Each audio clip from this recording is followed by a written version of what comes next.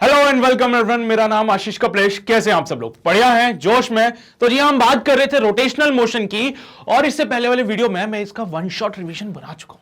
तो अगर वो वीडियो नहीं देखा तो जरूर देखिए, बहुत इंपॉर्टेंट है, बहुत ज्यादा बेनिफिशियल रहेगा आप लोगों के लिए। रोटेशनल मोशन, जैसा कि सभी बच्चों को ऑलमोस्ट डरलेस लगता है, पता नहीं क्यों डरते हो तुम लोग इस चैप्टर से यार। ठीक है, मैंने कॉन्सेप्ट वीडियोस उसके बना दिए हैं, मतलब एक वन शॉट रिवीजन या फिर कह सकते हो क्विक रिवीजन उसका बना दिया है, जिसमें मैंने ऑलमोस्ट सारे कॉन्सेप्ट जो रोटेशनल मोशन के हो सकते थे वो मैंने कवर कर दिए हैं। ठीक है, तो उनको जरूर देखो, कॉन्सेप्ट क्लियरिंग के लिए बहुत इंपॉर्टेंट है। बाकी आज हम शुरू करेंगे शॉर्ट आंसर्स। शॉर्ट आंसर्स में भी हमारे पास कुछ कॉन्सेप्चुअल क्वेश्चंस आते हैं। कॉन्सेप्चुअल क्वेश्चंस को सॉल्व करेंगे तो और ज्यादा हमारे कॉन्सेप्ट्स क्लियर होंगे। तो लास्ट तक बने रहो, पेन और पेपर साथ में लेके रखो, क्योंकि जब भी कोई क्वेश्चन आता है वीडियो को पॉज करो, एक बार क्वेश्चन को पढ़ो, उसको समझो, सॉल्व करने की कोशिश करो। देखो क्या तुमसे वो बन पाता है कि नहीं बन पाता है। अगर तुम उसको सॉल्व कर पाते हो तो बहुत अच्छी बात है, इससे बेहतर कुछ नहीं हो सकता है। बट अगर नहीं हो पा रहा है वो क्वेश्चन सॉल्व, तो घबराओ मत, क्योंकि उसका सॉल्यूशन मैं कराऊंगा यहां पे फिर। ओके, चलो भाई, तो शुरू करते हैं। पेन और पेपर नहीं है तो जल्दी से लेके आओ, and let's start the amazing session with the question number first, and the question says, can an object be in pure translation as well as in pure rotation? क्या कोई ऐसी बॉडी है जो कि प्योर ट्रांसलेशन के साथ साथ pure rotation भी कर सकती है? तो भाई इस क्वेश्चन को समझने के लिए पहला इंपॉर्टेंट ज्ञान हमारे पास होना चाहिए ट्रांसलेशनल मोशन का और रोटेशनल मोशन का। तो मैं बस इतना चाहता हूं कि अगर तुम्हें ट्रांसलेशन मोशन पता है और रोटेशन मोशन पता है तो तुम इस क्वेश्चन को बहुत इजीली सॉल्व कर सकते हो। समझो जरा, देखो, याद करो, पन्ने पलटो अपने रिवीजन वाले। देखो, ट्रांसलेशन और रोटेशन क्या दोनों एक साथ हो सकते हैं?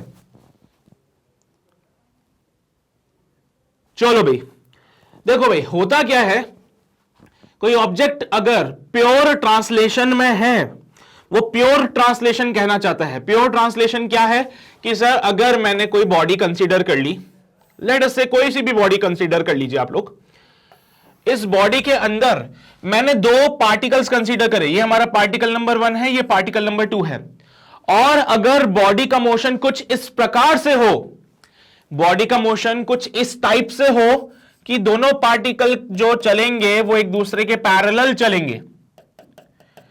रिजिड बॉडी की बात तो जानते हो तुम लोग, समझते हो ना रिजिड बॉडी क्या है? हाँ, तो बस वहीं से बात आ रही है।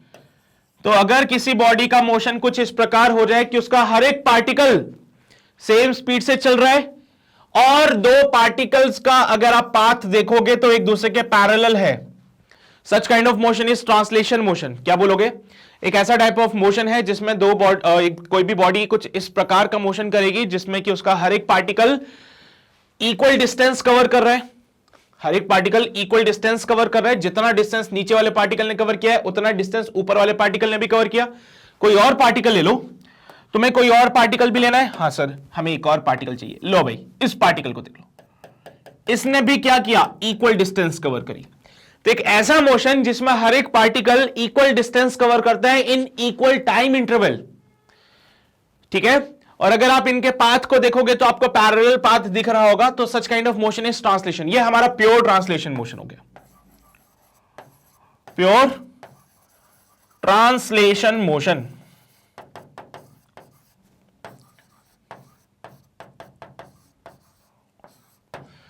पार्टिकल कैसे चल रहे हैं सर? जो ऑब्जेक्ट की स्पीड होगी वही पार्टिकल की स्पीड है, यानी कि यहां सारे के सारे पार्टिकल एक कॉमन स्पीड से चल रहे हैं। यहां पे सारे के सारे पार्टिकल कॉमन स्पीड से चल रहे हैं, v से, तभी तो इक्वल डिस्टेंस में इक्वल टाइम में इक्वल डिस्टेंस को कवर कर पाएंगे। अरे भाई, तुम हो और तुम्हारा दोस्त है, एक जगह से तुमने चलना शुरू करा, तो मॉल तक जाने में तुम्हें कितना टाइम लगेगा? सर मुझे लगेंगे 5 मिनट, और तुम्हारे दोस्त को भी अगर 5 मिनट लगे तो क्या बोला मैं हूं, मेरा दोस्त है, यहां पे मेरा दोस्त खड़ा है, हम दोनों मॉल जा रहे हैं, बढ़िया एकदम, हाँ भाई मॉल चलेंगे, पिक्चर देखेंगे, पॉपकॉर्न खाएंगे। तो जब हम दोनों मॉल एक साथ पहुंच रहे जाके, दैट मींस हम दोनों की स्पीड एक ही है ना। अगर वो मेरे से पहले पहुंच जाता तो उसकी स्पीड ज्यादा होती, अगर मैं उससे पहले पहुंचता तो उसकी स्पीड ज्यादा होती। तो यहां पे हर एक पार्टिकल की स्पीड सेम है, तभी वो पार्टिकल इक्वल टाइम में इक्वल डिस्टेंस को कवर कर रहे थे। तो प्योर रोटेशन में क्या होगा? प्योर रोटेशन की अगर हम बात करें तो एक ऐसा मोशन प्योर रोटेशन की अगर हम बात करें तो एक ऐसा मोशन, किसी भी बॉडी का एक ऐसा मोशन जिसमें कि किसी बॉडी का एक ऐसा मोशन जिसमें कि उस बॉडी का हर एक पार्टिकल जो है वो सर्कुलर पाथ फॉलो करे। Motion of a body such that each and every particle of the body performs a circular path about a fixed point known as the center. तो यहां पे सेंटर है, यहां पे एक रॉड ले लीजिए, इस रॉड का हर एक पार्टिकल देखो कैसा मोशन करेगा। सर एक रॉड मुझे दिख रही है और ये रॉड क्या कर रही है, रोटेशनल मोशन कर रही है। इस रॉड के दो पार्टिकल कंसीडर कर लेते हैं, पहला पार्टिकल यहां पे, दूसरा पार्टिकल यहां पे, और एक तीसरा पार्टिकल जैसा हम बीच में बना देते हैं यहां पे। ठीक है, एक पॉइंट मार्क कर देता हूं यहां पे, सेंटर वाला, this is the centre point. पहले पार्टिकल को देखा सर, उसने एक सर्कुलर पाथ फॉलो किया, उसका सेंटर ये है। पहले पार्टिकल ने क्या किया, सर्कुलर पाथ फॉलो किया सच दैट उसका सेंटर सी है। अरे यार एक मिनट रुको, हाँ अब ठीक है। ठीक है, दूसरे पार्टिकल ने भी सर्कुलर पाथ फॉलो किया सच दैट उसका भी सेंटर वही है जो पहले पार्टिकल का था। दूसरे पार्टिकल ने सर्कुलर पाथ फॉलो किया सच दैट उसका भी वही सेंटर जो पहले पार्टिकल का था। तीसरे पार्टिकल ने सर्कुलर पाथ फॉलो किया सच दैट उसका भी वही सेंटर है जो पहले और दूसरे का था। यानी कि जब कोई बॉडी रोटेशनल मोशन करती है तो उसका हर एक पार्टिकल, जब कोई बॉडी रोटेशनल मोशन करती है तो उसका हर एक पार्टिकल सर्कुलर पाथ फॉलो करता है सच दैट उन तीनों के तीनों या जितने भी पार्टिकल कंसीडर करोगे उनका सेंटर कॉमन होगा। समझे बात को, समझे बात को। कहने का तात्पर्य यह है कि भैया तीनों पार्टिकल ऐसा मूव करेगा, ऐसा मूव करेगा कि तीनों का सेंटर एक ही होगा। ऊपर से ये सर ट्रांसलेशन मोशन बढ़िया मस्त एकदम। तुम्हें याद है जब भी तुम लीनियर मोशन से रोटेशनल मोशन में आए थे तो एक नया शब्द जोड़ा था तुमने, पैरामीटर्स के साथ एक नया शब्द जोड़ा था। तो लीनियर से जब तुम रोटेशन में आए थे या सर्कुलर मोशन में आए थे तो तुमने एक नए शब्द को जोड़ा था, तुमने एक नए शब्द को साथ में जोड़ा था। वो शब्द क्या था सर? अगर मैं वेलोसिटी बोलता था तो यहां पे एक नया शब्द जुड़ता था, नोन एज एंगुलर वेलोसिटी। बहुत ही बेहतरीन। यहां पे क्या बोला था? तीनों पार्टिकल की वेलोसिटी सेम होगी। यहां पे बोला था तीनों पार्टिकल की वेलोसिटी सेम होगी, यहां पे बोलोगे तीनों पार्टिकल की एंगुलर वेलोसिटी सेम होगी। तीनों पार्टिकल की एंगुलर वेलोसिटी सेम होगी। तो क्या सर इनकी भी लीनियर वेलोसिटी सेम होगी? क्योंकि हमने तो लीनियर वेलोसिटी और एंगुलर वेलोसिटी में रिलेशन पढ़ा था। तो भाई ध्यान से सुन लेना, v is equals to omega r. R क्या है? Distance of this particle from the centre. सारे पार्टिकल सेम एंगुलर स्पीड से चल रहे हैं, तो ये सारे के सारे पार्टिकल सेम एंगुलर स्पीड से गए, तो v डिपेंड करता है r पे। अगर r ज्यादा होगा तो v भी ज्यादा होगा, अगर r कम होगा तो v भी कम होगा। चलो बताओ भाई, यहां पे पहले पार्टिकल के लिए बात करें तो इसकी स्पीड हो जाएगी, मान लीजिए सर v1, इसकी स्पीड हो गई v2 और इसकी स्पीड हो गई v3। तो अगर हम डिफाइन करें तो v1 जो है वो सबसे कम होगा, फिर v2 सबसे ज्यादा, फिर उससे ज्यादा v3 होगा। तो तीनों की लीनियर स्पीड अलग अलग है लेकिन तीनों की एंगुलर स्पीड यहां पे सेम होगी। तो ये होता है प्योर रोटेशन, ये प्योर ट्रांसलेशन, ये प्योर रोटेशन। बोला गया कोई ऑब्जेक्ट प्योर ट्रांसलेशन और प्योर रोटेशन साथ में कर सकता है? तो सर ऑब्जेक्ट को तो छोड़ो, हम बेचारे पार्टिकल्स की सोचते हैं। अगर ऑब्जेक्ट ट्रांसलेशन करेगा तो पार्टिकल बेचारा सीधा सीधा चलना चाहता है, अगर ऑब्जेक्ट रोटेशनल करेगा तो पार्टिकल गोल गोल घूमना चाहता है। अब कोई ऑब्जेक्ट ऐसा हो जाए जो ट्रांसलेशन भी कर रहा है और रोटेशन भी कर रहा है, तो पार्टिकल कैसे होगा? देखना ध्यान से, सब पार्टिकल ऐसे ऐसे घूमेगा साथ में आगे भी बढ़ेगा, ऐसे घूमेगा साथ में आगे भी बढ़ेगा। ये कोई कुछ हुआ क्या? ये कुछ हुआ क्या? पार्टिकल है सीधा जाना चाहता था तो वो प्योर रोटेशन होता है, पार्टिकल है गोल गोल घूमना चाहता है तो वो प्योर रोटेशन होगा। तो सर अगर वो प्योर रोटेशन के साथ साथ प्योर ट्रांसलेशन भी करे तो पार्टिकल बेचारा गोल गोल घूमता है कि सीधा जाता है? सर वो गोल गोल घूमता हुआ आगे जाएगा। पॉसिबल हो पाएगा ऐसा? कुछ नहीं हो सकता ना यार। या तो बेचारे को सीधा चला लो या फिर पार्टी बेचारे को गोल गोल घुमा लो। तो यहां पे क्या कहोगे फिर तुम लोग? तो कोई ऐसी बॉडी हो सकती है क्या कि जो गोल गोल भी घूम रही है और गोल गोल घूमते घूमते सीधे भी चल सके? तुम कर पाओगे क्या? ऐसे गोल गोल घूम रहे हो, गोल गोल घूमते घूमते कोई तुमसे बोले सीधा चलो, फिर सीधा चल रहे हो, फिर बोले कि गोल गोल घूमो, फिर गोल घूमो, फिर से, अरे पगला जाओगे भैया। तो वैसे नहीं होना चाहिए, ऐसा नहीं हो पाएगा कि कोई ट्रांसलेशन में भी हो और प्योर रोटेशन में भी हो। एक रोलिंग का केस अलग आता है। रोलिंग का केस उसमें बोलते हैं कि प्योर रोलिंग का केस आता है, वहां पे कुछ अलग टर्म्स है। रोलिंग में बॉडी का ट्रांसलेशन मोशन तो होता है, बट हम प्योर ट्रांसलेशन डिफाइन नहीं करते वहां पे। प्योर ट्रांसलेशन मतलब सिर्फ और सिर्फ पार्टिकल सीधा सीधा ही चल रहा है। रोलिंग में क्या होगा? रोलिंग में बॉडी के पास ट्रांसलेशन मोशन भी है, रोटेशनल मोशन भी है। तो उस केस में अलग सिचुएशन आ जाती है, क्योंकि यहां पे कोई भी बॉडी अगर तुम कंसीडर करोगे जो रोल कर रही है, it is something like this. तो आप जो चीज डिफाइन कर रहे हो उसमें यह है कि बॉडी अगर रोलिंग करती है तो इसके पास ट्रांसलेशन मोशन भी है और रोटेशन मोशन भी है। लेकिन इस चीज को आप कैसे कंसीडर करते हो कि बॉडी रोटेट कर रही है? और ट्रांसलेशन मोशन अगर आपको डिफाइन करना होता था तो आप इसके सेंटर ऑफ मास को कंसीडर करते थे, बोलते थे सेंटर ऑफ मास ट्रांसलेशन कर रहा था बेसिकली, है ना जी। तो मेरे हिसाब से रोलिंग वाला केस जो बनता है उसमें प्योर रोटेशन और प्योर ट्रांसलेशन का नहीं है केस। बॉडी रोटेट कर रही है और साथ साथ ट्रांसलेट भी कर रही है, ठीक है।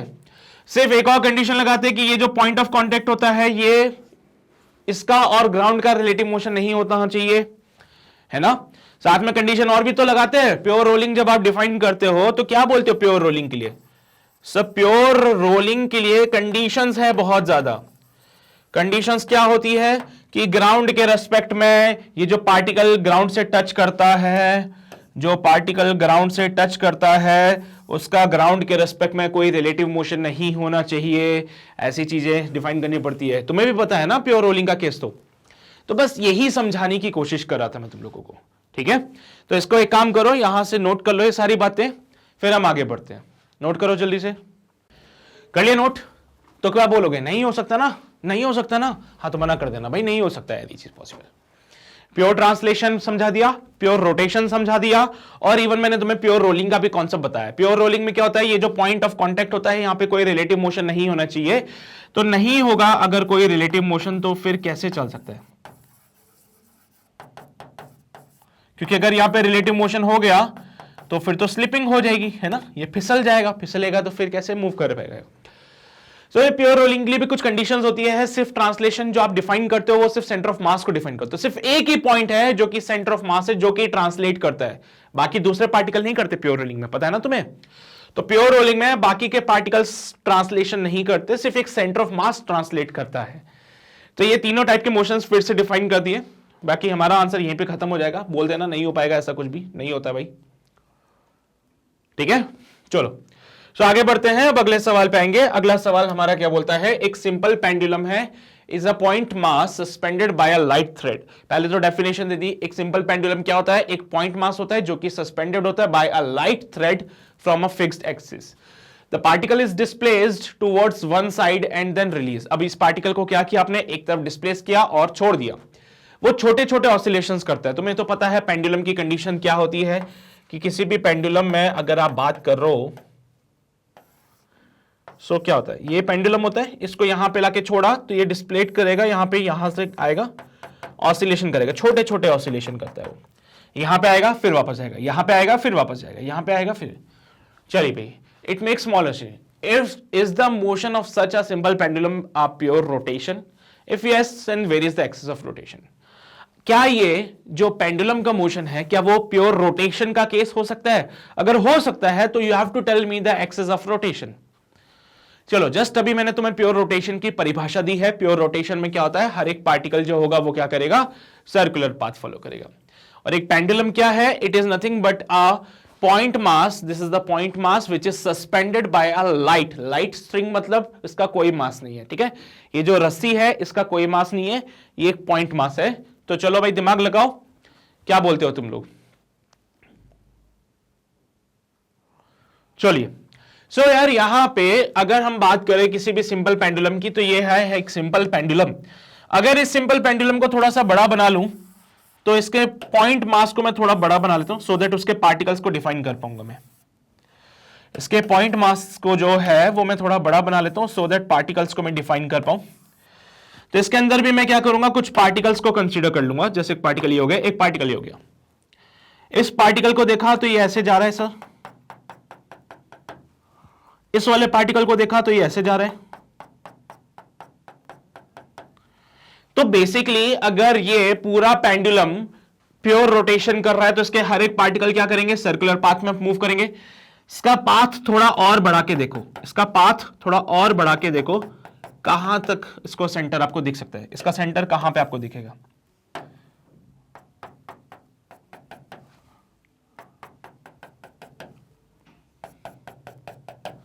चलो भाई। तो इसके पाथ को मैंने और ज्यादा बढ़ा दिया तो मुझे पता चला कि सेंटर इनका यहां पे आ रहा है। इस पार्टिकल का जो सर्कुलर मोशन हो रहा है ना, ये क्या है, सर्कुलर मोशन हो रहा है पार्टिकल का। क्या हो रहा है भाई, ये सर्कुलर मोशन हो रहा है, सर्कुलर मोशन हो रहा है ऑफ पार्टिकल। क्या हो रहा है भाई, सर्कुलर मोशन हो रहा है पार्टिकल का। तो ये जो सर्कुलर मोशन हो रहा है इसका सेंटर कहां है sir, this is the centre. ये जो मार्क किया है, the pivoted point is actually the centre. तो किसी भी बॉडी का मोशन कुछ इस प्रकार से हो जाए कि उसके सारे पार्टिकल सर्कुलर पाथ फॉलो करे with the common centre, then it is pure rotation. क्या कर रहे हैं यहां पे, सर्कुलर पाथ फॉलो, हां सर बिल्कुल कर रहे हैं। इस पेंडुलम के दो पार्टिकल मैंने कंसीडर करे थे, इन दोनों पार्टिकल के मोशन को जब हमने डिफाइन किया then we will come to know कि ये जो पाथ है वो सर्कुलर पाथ फॉलो कर रहे हैं भाई। ये क्या कर रहे हैं, ये सर्कुलर पाथ फॉलो कर रहे हैं। And if they are following the circular path then definitely ये जो पेंडुलम है ये क्या कर रहा है, रोटेशनल मोशन कर रहा है भाई। क्या कर रहा है, रोटेशनल मोशन कर रहा है। तो क्या बोलोगे कि हां सर पेंडुलम का जो मोशन है वो रोटेशनल मोशन का केस है।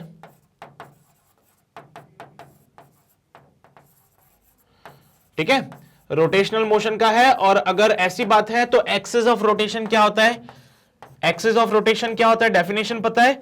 एक्सिस ऑफ रोटेशन एक ऐसी एक्सिस है जो कि कहां से पास होती है, विच passes through the common centre of the circular path. एक ऐसी एक्सिस जो इन सर्कुलर पाथ के कॉमन सेंटर से पास हो रही है। तो यहां पे एक ऐसी एक्सिस बना लो, ये रही सर एक्सिस, दिख रहा है तुम लोगों को, इस पेन के along it is the axis. बाहर से अंदर की तरफ जाती हुई एक एक्सिस है, बाहर से अंदर की तरफ जाती हुई एक एक्सिस है जिसके अबाउट क्या कर रही है, ऑसिलेट कर रहा है, यानी कि पार्टिकल्स क्या कर रहे हैं, सर्कुलर पाथ फॉलो कर रहे हैं। तो एक्सिस ऑफ रोटेशन कहां से पास हो रही है, passes through common centre of this particles, passes through common centre of these particles.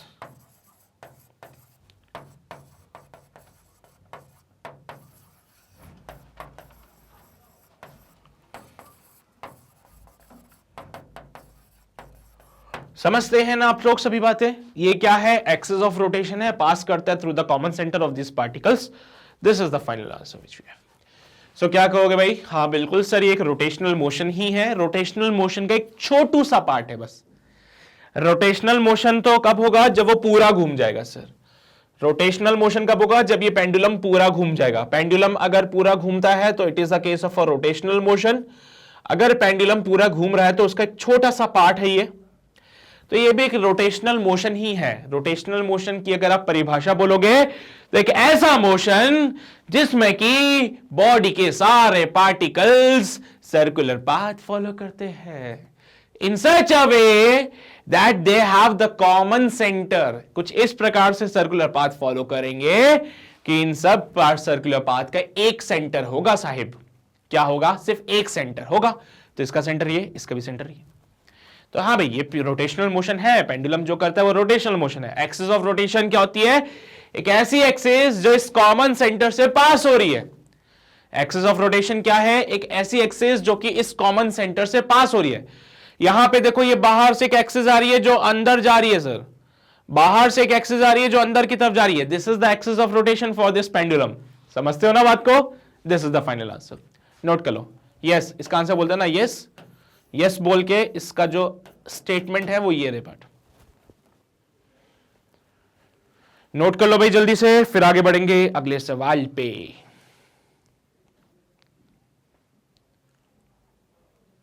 कर लिया नोट सभी ने? चलो जी, सो आगे बढ़ते हैं, अगले पार्ट पे आते हैं। क्वेश्चन नंबर 2 के बाद क्वेश्चन नंबर 3 बोला गया है इन अ रोटेटिंग बॉडी ए जो है वो अल्फा आर है और v equals to omega r है, तो ए अपॉन अल्फा को वी बाई ओमेगा लिख सकते हो आप लोग। Can you use the theorem of ratio and proportion studied in algebra, componendo dividendo, पढ़ा है कुछ ऐसी चीजें? पता नहीं मैं तो नाम भी सही बोल रहा हूं कि नहीं बोल रहा हूं, बट मैथ्स में ऐसी बातें आती थी, याद है आपको? हाँ से बिल्कुल याद है, कैसे भूल सकते हैं इन बातों को। तो क्या आप इस थ्योरम का यूज करके ये वाली बातें लिख सकते हो क्या? तुम जानते हो ए अपॉन बी को जब आप लिखते थे, या फिर एक्स अपॉन वाई, मेरा फेवरेट पता है मैथ्स में एक्स और वाई था, जब भी ऐसी बातें आती थी मैं एक्स अपॉन वाई को लिखता था। तो it can be written as x plus x, sorry, divided by x minus का वाई। तो इसका ऐसे लिख सकते हैं x plus y upon x minus y. कर लो सर, कोई दिक्कत? अरे कोई दिक्कत नहीं। कॉम्पोनेंटो डिविडेंडो ऐसी वाली बातें थ्योरम्स पढ़ी होगी तुम लोगों ने। हाँ, तो वो यही कह रहे हैं कि आपके पास v equals to omega r एक रिलेशन है, और एक रिलेशन है a is equals to alpha r. जब आपने दोनों को डिवाइड कर दिया तो a अपॉन अल्फा मिलता है v बाय ओमेगा के। तो यहां से a plus alpha upon a minus alpha is equals to v plus omega upon v minus omega. क्या ये बात बोलना बिल्कुल सही होगा ना कि गलत होगा? सही होगा या गलत होगा? सर अगर ये अल्फा और a नहीं होता, इसकी जगह 2, 3, 4, 5, 6 ऐसी न्यूमेरिकल वैल्यू होती तो हम कर लेते, लेकिन यहां पे एक है a known as the linear acceleration. एक क्या है? लीनियर एक्सेलरेशन है। लीनियर एक्सेलरेशन होता है मीटर पर सेकंड का स्क्वायर। एक है भैया अल्फा, बोले तो एंगुलर एक्सेलरेशन। एंगुलर एक्सेलरेशन का यूनिट जो होता है वो होता है पर रेडियन का स्क्वायर। सही जा रहे? अरे बोलो, रेडियन पर सेकंड का स्क्वायर। हाँ अब सही बोलिए, है ना? जरा यूनिट की बात कर लेते हैं। तो यहां यूनिट बनेगी metre metre metre, L T minus का 2। यहां यूनिट बनेगी टी माइनस का 2। ओहो, यही तो गलती होगी सर। अरे ये गलती नहीं होती तो क्या करते? और ये एंगुलर एक्सेलरेशन है, ये लीनियर एक्सेलरेशन है। एक क्या डायमेंशन है एल टी माइनस 2 और एक का डायमेंशन है डी माइनस 2। क्या तुम सेम डायमेंशन वालों को ऐड कर सकते हो? अरे नहीं कर सकते हो ना। प्रिंसिपल ऑफ होमोजेनिटी आ जाती है बीच में। हम ऐड करना चाहते हैं सर, लेकिन हमसे प्रिंसिपल ऑफ होमोजेनिटी ने कहा था कि आप सिर्फ सेम डायमेंशन वालों को ही ऐड करना, दूसरों को ऐड नहीं कर सकते हो। स्पेलिंग देख लेना यार, मेरी स्पेलिंग गलत हो जाती है ना। मेरे स्कूल में भी नंबर इसीलिए करते थे क्योंकि मैं स्पेलिंग गलत लिख देता था। तो प्रिंसिपल ऑफ होमोजेनिटी हमसे कहती है only same dimensional quantities can be added. Only same dimensional quantities can be added. Can be added, ठीक है? तो सिर्फ आप उन्हीं को ऐड कर सकते हो जो सेम डायमेंशन वाले हैं। यहां देखो a है, यहां देखो अल्फा है, तो a plus alpha, a minus alpha ना करना।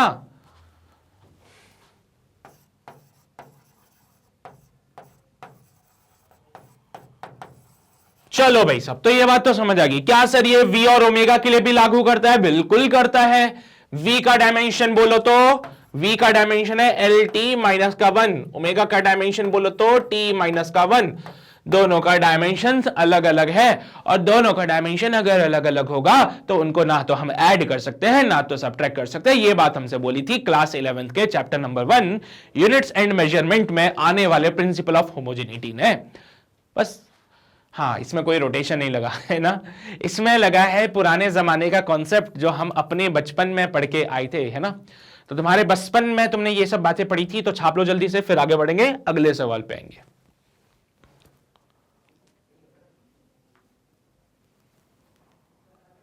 छाप लिया सभी ने, बढ़े आगे अगले सवाल पे। तो ये रहा अगला सवाल आपकी स्क्रीन पे। A ball is filled in a circle by attaching it to a fixed point with a string. Is there an angular rotation of the ball about its center? भाई एक बॉल है, इसको आप सर्कल में घुमा रहे हो बाय अटैच। अरे बचपन में किया होगा तुमने भी, एक बॉल ले लो, उसको रस्सी से बांध के गोल गोल घुमाते थे। हाँ बिल्कुल किया है ना तुमने ये काम, पहले हमने भी किया था बहुत। और कभी कभार तो ऐसा होता था रस्सी छूट जाती थी और बॉल जाके किसी के सर पे पड़ जाती थी, बाद में हमें मार खानी पड़ती थी फिर, ठीक है। तो एक बॉल है जिसको आपने एक रस्सी से बांधा और अब ऐसे बॉल को घुमा रहे हो, ये है ना। So is there an angular rotation of the ball about its centre? तो क्या सेंटर के अबाउट बॉल का भी कोई एंगुलर रोटेशन होगा क्या? If yes, is the angular velocity equal to the angular velocity of the ball? तो भाई कहा गया है तुमसे कि ये एक धागा ये टूटे ना धागा, इस धागे से एक बॉल तुमने बांध दी, इस बॉल को गोल गोल घुमाओ, गोल गोल घुमाओ, गोल गोल घुमाओ। तो जब इसको गोल गोल घुमाओगे तो क्या होगा सर? ये सर्कुलर पाथ फॉलो करेगी। क्या करेगी? ये सर्कुलर पाथ फॉलो करेगी। ये क्या होता है? सेंटर होता है साहिब, सेंटर। इसको हम सेंटर बोलते हैं साहिब।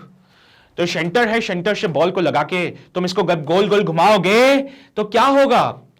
तो सर इस बॉल का रिवोल्यूशन हो रहा है, बॉल रिवॉल्व कर रही है, ठीक है। बोला गया है कि जब ये बॉल ऐसे घूम रही है तो क्या बॉल का भी एंगुलर रोटेशन हो रहा है क्या? बॉल का भी रोटेशन हो रहा है क्या? सर बॉल का रोटेशन क्या करे सर? सोचना पड़ेगा। तो हमने बॉल को पकड़ के घुमाया, बॉल को पकड़ के हमने ऐसे गोल गोल घुमा दिया वर्टिकल में, बॉल घूम रही है, बॉल घूम रही है, बहुत बढ़िया। पूछ रहा है कि जब वो बॉल घूम रही थी तो बॉल का भी रोटेशन हो रहा है क्या एक्सिस के अबाउट? ये सोचना है। ये बोला ना, is there an angular rotation of the ball about its centre? Ball का सेंटर कहां है? बॉल का सेंटर यहां है सर, बॉल का सेंटर यहां है। तो पूछ रहा है क्या बॉल भी तुम्हारी ऐसे रोटेट कर रही है क्या? साथ में घूमने के साथ, रिवॉल्व करने के साथ बॉल कैसे रोटेट भी कर रही है, वो पूछना चाहता है ये वाली बात तुमसे। तो तुम क्या कहोगे इसके लिए? करती है कि नहीं करती है? देखो सर हमें जो दिखता है ना उसके हिसाब से तो हम यही बोलेंगे कि नहीं करती, बट जरा कॉन्सेप्ट के हिसाब से चलें तो कुछ बातें ऐसी होती है जो हम देख नहीं पाते हैं। फिजिक्स में बहुत सारी चीजें ऐसी है जो तुम देख नहीं पाते। तो सर देखने से तो पहले मुझे यही लगा था कि बॉल कहां रोटेट करती, बॉल तो एक जगह से बांध के रखी है ना हमने सर। जब बॉल को एक जगह से बांध दिया तो बॉल कैसे रोटेट करेगी?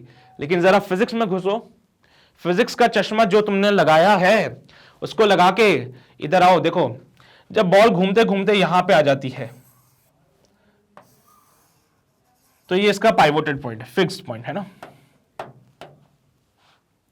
मैं उस पॉइंट की बात करूंगा जहां पे बॉल को रस्सी से बांध के रखा है, ठीक है। बॉल घूम रही है, बढ़िया, हाँ सब बिल्कुल बढ़िया घूम रही है। घूमते घूमते बॉल आ गई ऊपर, घूमते घूमते बॉल आ गई ऊपर।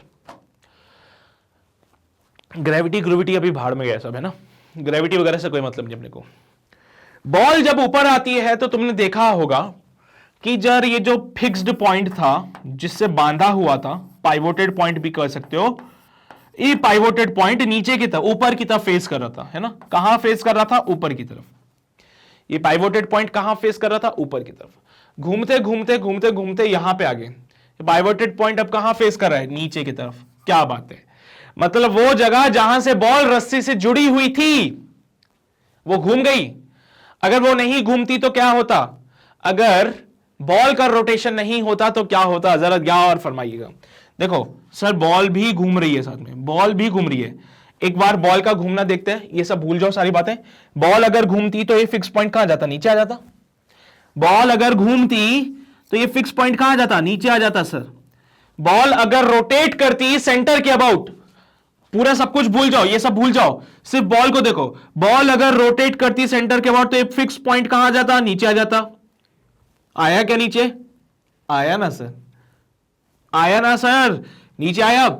तो बॉल का रोटेशन तो हो रहा है सर, ये बात तो समझ गए। मतलब ये सेंटर के अबाउट तो घूम रहा था, ये बॉल सेंटर के अबाउट तो घूम ही रही थी, लेकिन साथ ही साथ उसके खुद के सेंटर के अबाउट भी रोटेट कर रही है।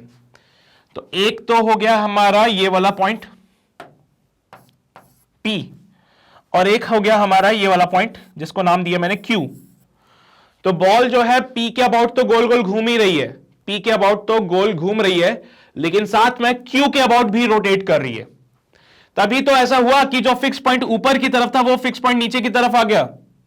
अगर ऐसा नहीं होता तो रस्सी यहां पे अटैच नहीं होती।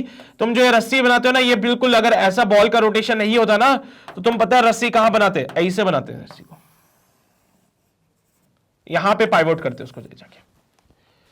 समझ रहे हो ना बात को? अगर बॉल का रोटेशन नहीं होता तो ये रस्सी का जो फिक्स पॉइंट है वो हमेशा ऊपर रहता, रस्सी का जो फिक्स पॉइंट है ऊपर रहता, तो रस्सी ऐसे जाके ऊपर मिलती फिर तुमसे।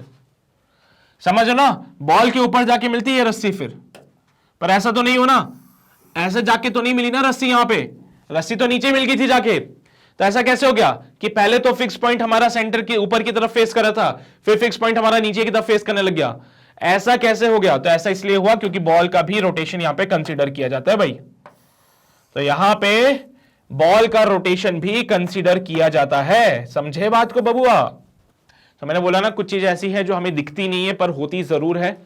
ये भी वही वाली बात है, देखोगे तो लगेगा तुम्हें यार ये क्या है, बट अभी इसको देख के थोड़ा सा जहन में ख्याल ये वाली बातें आती है कि यार ये पॉसिबिलिटी बन सकती है ना कि बॉल का जो सेंटर था वो पहले, या जो बोलो ये जो फिक्स पॉइंट था ये पहले ऊपर की तरफ था, अभी ये फिक्स पॉइंट नीचे की तरफ हो गया है ना।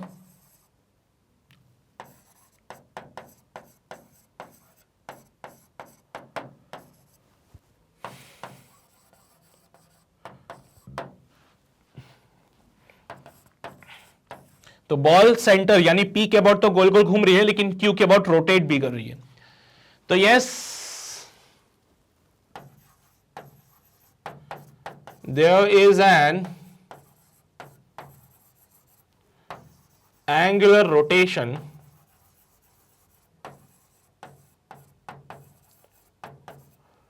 of the ball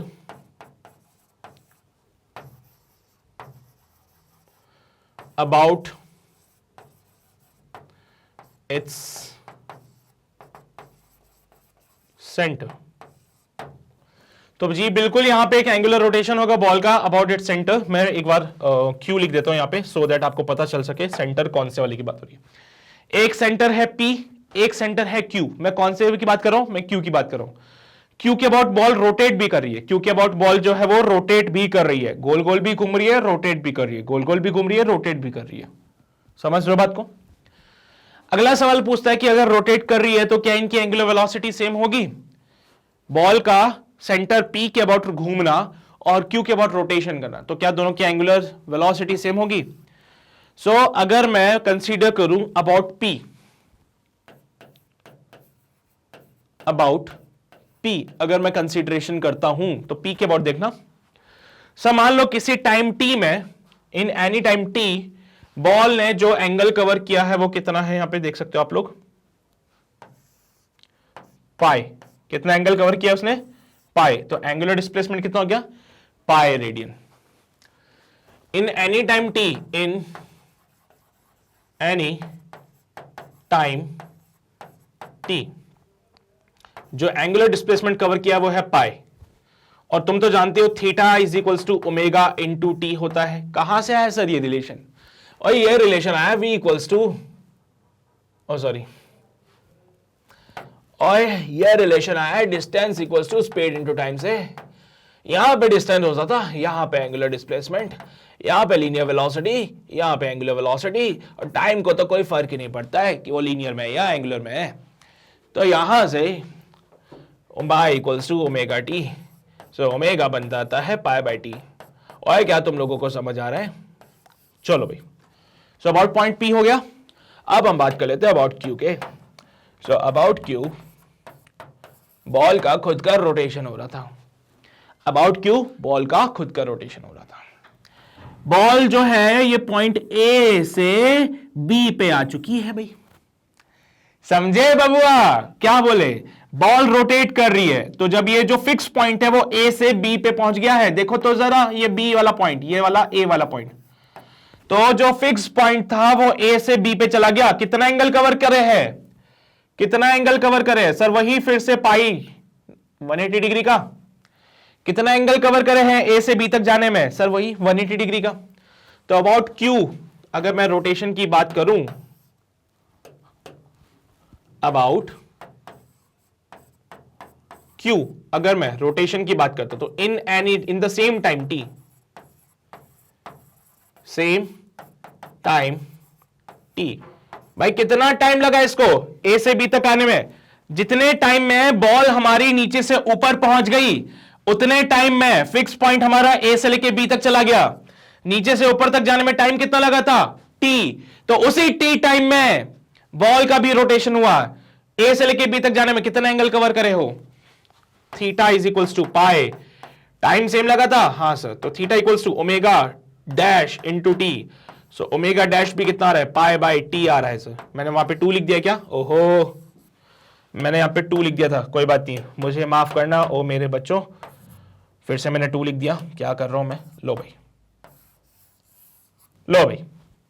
तो तुम देख सकते हो कि जो रोटेशन है इसका, बॉल का जो रिवॉल्यूशन हो रहा है, रिवॉल्व हो रही है ना बॉल, उसका जो एंगुलर वेलोसिटी है वो बराबर है बॉल के खुद के सेंटर के अबाउट रोटेशन के, खुद के सेंटर के अबाउट रोटेट कर रही है सेम एंगुलर वेलोसिटी से, रिवॉल्व कर रही है सेम एंगुलर वेलोसिटी से। तो मैंने यहां पे ये भी दिख दिया कि भाई सेम टाइम में सेम डिस्टेंस कवर कर रहे हैं, यानी कि सेम एंगुलर वेलोसिटी है। ऊपर नीचे से लेकर ऊपर तक जाने में टाइम कितना माना था आपने, हमने माना टाइम टी लग रहा है सर, तो यहां से नीचे से ऊपर जाने के लिए एंगुलर वेलोसिटी डिफाइन कर दी, पाई अपॉन टी हो रहा है सर। फिर जब ये नीचे से ऊपर तक गया था तो इसका फिक्स पॉइंट ए से लेके बी पे आ गया, नीचे से ऊपर तक जाते जाते इसका जो फिक्स पॉइंट था वो ए से कहां पे आ गया, बी पे आ गया सर। जब वो ए से लेके बी पे आ गया तो तुम कह सकते हो ना ए से लेके बी तक आने में कितना एंगल कवर किया उसने, पाई एंगल, कितना, पाई एंगल। तो देखो वहां लिखा थीटा इक्वल्स टू पाई, ऊपर नीचे से ऊपर तक जाने में टाइम लगा टी, उतने टाइम में ये बॉल रोटेट को के ए से लेके बी पे आ गई, तो ए से बी पे आने में भी सेम टाइम लगा टी, खत्म, टाटा बाय बाय, लिख लो भाई, यही है क्वेश्चन नंबर 4। हाँ बस इतनी सी बात थी क्वेश्चन नंबर 4 की जो तुम्हें समझानी थी, उम्मीद करता हूं समझ आ रहा होगा तुम लोगों को।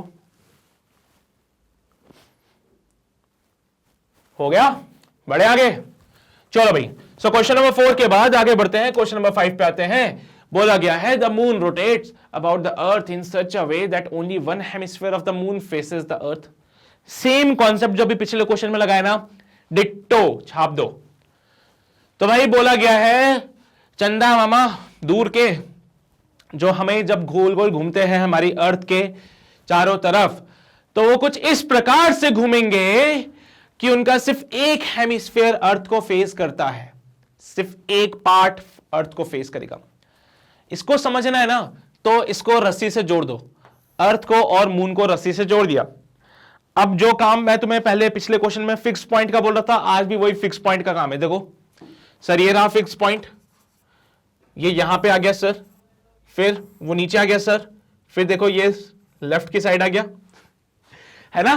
तो जब फिक्स पॉइंट था पहले वो ऊपर की तरफ फेस कर रहा था, फिर ये लेफ्ट की तरफ फेस करने लगा, फिर ये नीचे की तरफ फेस करने लगा, फिर ये राइट की तरफ फेस करने लगा, है ना।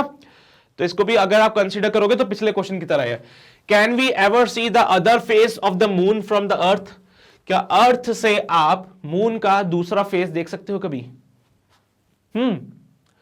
सर हम सिर्फ मून का वही फेस देख सकते हैं जहां पे रस्सी बंधी हुई है। हम मून का वही फेस देख पाएंगे जहां से रस्सी बांधी हुई है, अपोजिट फेस नहीं देख सकते इसका कभी, ठीक है। तो no we can not see the other face, can not see the other face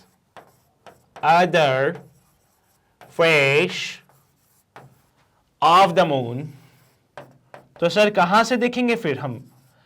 हमारे चांद का मुखड़ा है ना, कौन सा, दूसरा वाला फेस कहां से देखोगे तुम लोग? उसके लिए तुम्हें चांद पे जाना पड़ेगा फिर। So we can not say the other face, see the other face of the moon from the earth. Earth से तो नहीं देख सकते तुम लोग, ठीक है। तो तुमने देखा होगा पुराने जमाने में हमारे जो दादा परदादा हुआ करते थे वो बोलते थे चांद पे दाग, वो दाग तुम्हें आज भी दिख जाएंगे। पता है क्यों? क्योंकि जिस जगह उन्होंने वो दाग देखा था आज तुम भी उसी जगह को देखते हो। क्यों? अरे होता है ना यार, वो बोलते हैं ना चांद पे दाग है। कितने पुरानी पिक्चरों में ऐसे डायलॉग मारे जाते थे, है ना, चांद पे भी दाग होता है। तो वो दाग आज भी दिखता है तुम्हें। क्यों दिखेगा आज भी वो दाग? क्योंकि सर जी सीधी सी बात है, हम तब से लेके आज तक मून का एक ही फेस देख रहे हैं। समझने वाली बात है सिर्फ, ठीक है, समझाने के लिए बोल रहा हूं, इसको सीरियसली मत ले लेना। तो यहां पे आप सिर्फ एक ही फेस देख पाते हो अर्थ से, तो दूसरा फेस देखना है तो आपको क्या करना पड़ेगा? मून पे जाना पड़ेगा। तो can a person on the moon ever see all the faces? हाँ भाई, हम चांद पे जाके तो कुछ भी कर सकते हैं। Yes sir, yes sir, 3 back नहीं, yes we can see the we can see all the faces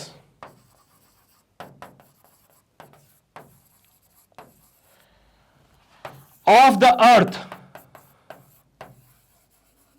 from moon, हाँ, चांद से तुम अर्थ के सारे फेसेस को देख सकते हो। कैसे? सर हम बस क्या करेंगे, जहां से रस्सी बांधी थी ना, जहां से रस्सी बांधे थे ना, रस्सी के सहारे चांद पे आ गए सर हम लोग। हम क्या करें, रस्सी के सहारे चांद पे आ गए बस। अब जैसे ही मैं रस्सी के सहारे चांद पे आया, मैं यहां पे खड़ा हो गया क्या? तो मुझे पहले अर्थ का एक फेस दिखा, फिर मैं यहां पे आ गया तो मुझे दूसरा फेस दिखा, फिर यहां पे आ गया तो मुझे अर्थ का अलग फेस दिख गया, यहां पे आके मुझे अर्थ का अलग फेस मिल गया। तो अगर आप मून पे आओगे तो अर्थ का दूसरा फेस देख सकते हो। छाप लो भाई जल्दी से, फिर आगे बढ़ेंगे अगले सवाल पे। कर लिया नोट सभी ने? समझते हो नहीं वाली बात? तो जब तुम चांद पे खड़े हो जाओगे तो तुम्हें अर्थ के सारे फेसेस दिखेंगे, लेकिन अर्थ से तुम चांद के सारे फेसेस नहीं देख सकते हो। ठीक है, चलो जी, बहुत ही बेहतरीन।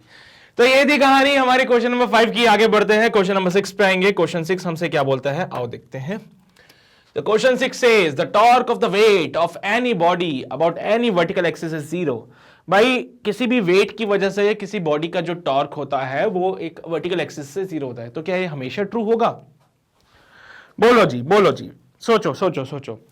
The torque of the weight of any body about any vertical axis is 0. किसी बॉडी का जो टॉर्क होता है अबाउट एनी वर्टिकल एक्सिस वो 0 होता है। तो क्या हमेशा ट्रू होगा?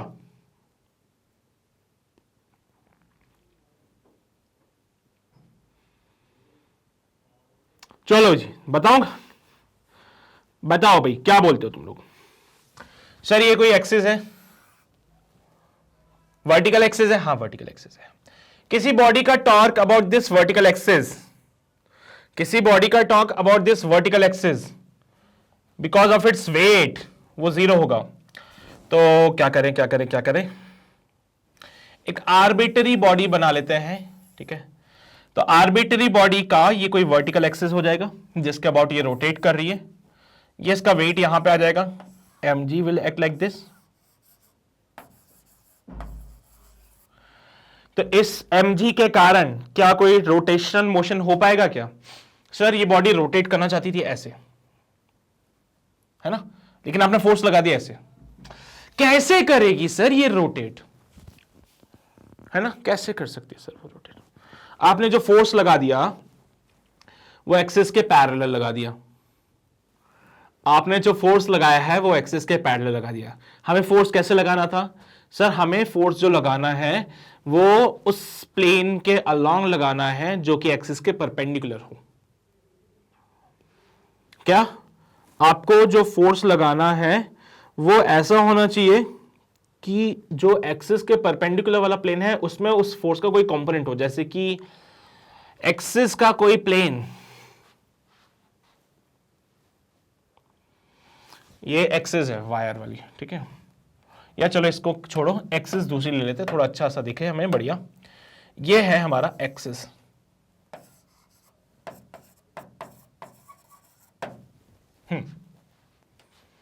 तो एक्सिस कौन सी है सर? अंदर की तरफ जा रहा है एक एक्सिस, समझ लो, एक ऐसा एक्सिस जो अंदर की तरफ जा रहा है। This is your axis, this is your axis. mg नीचे लगा दिया।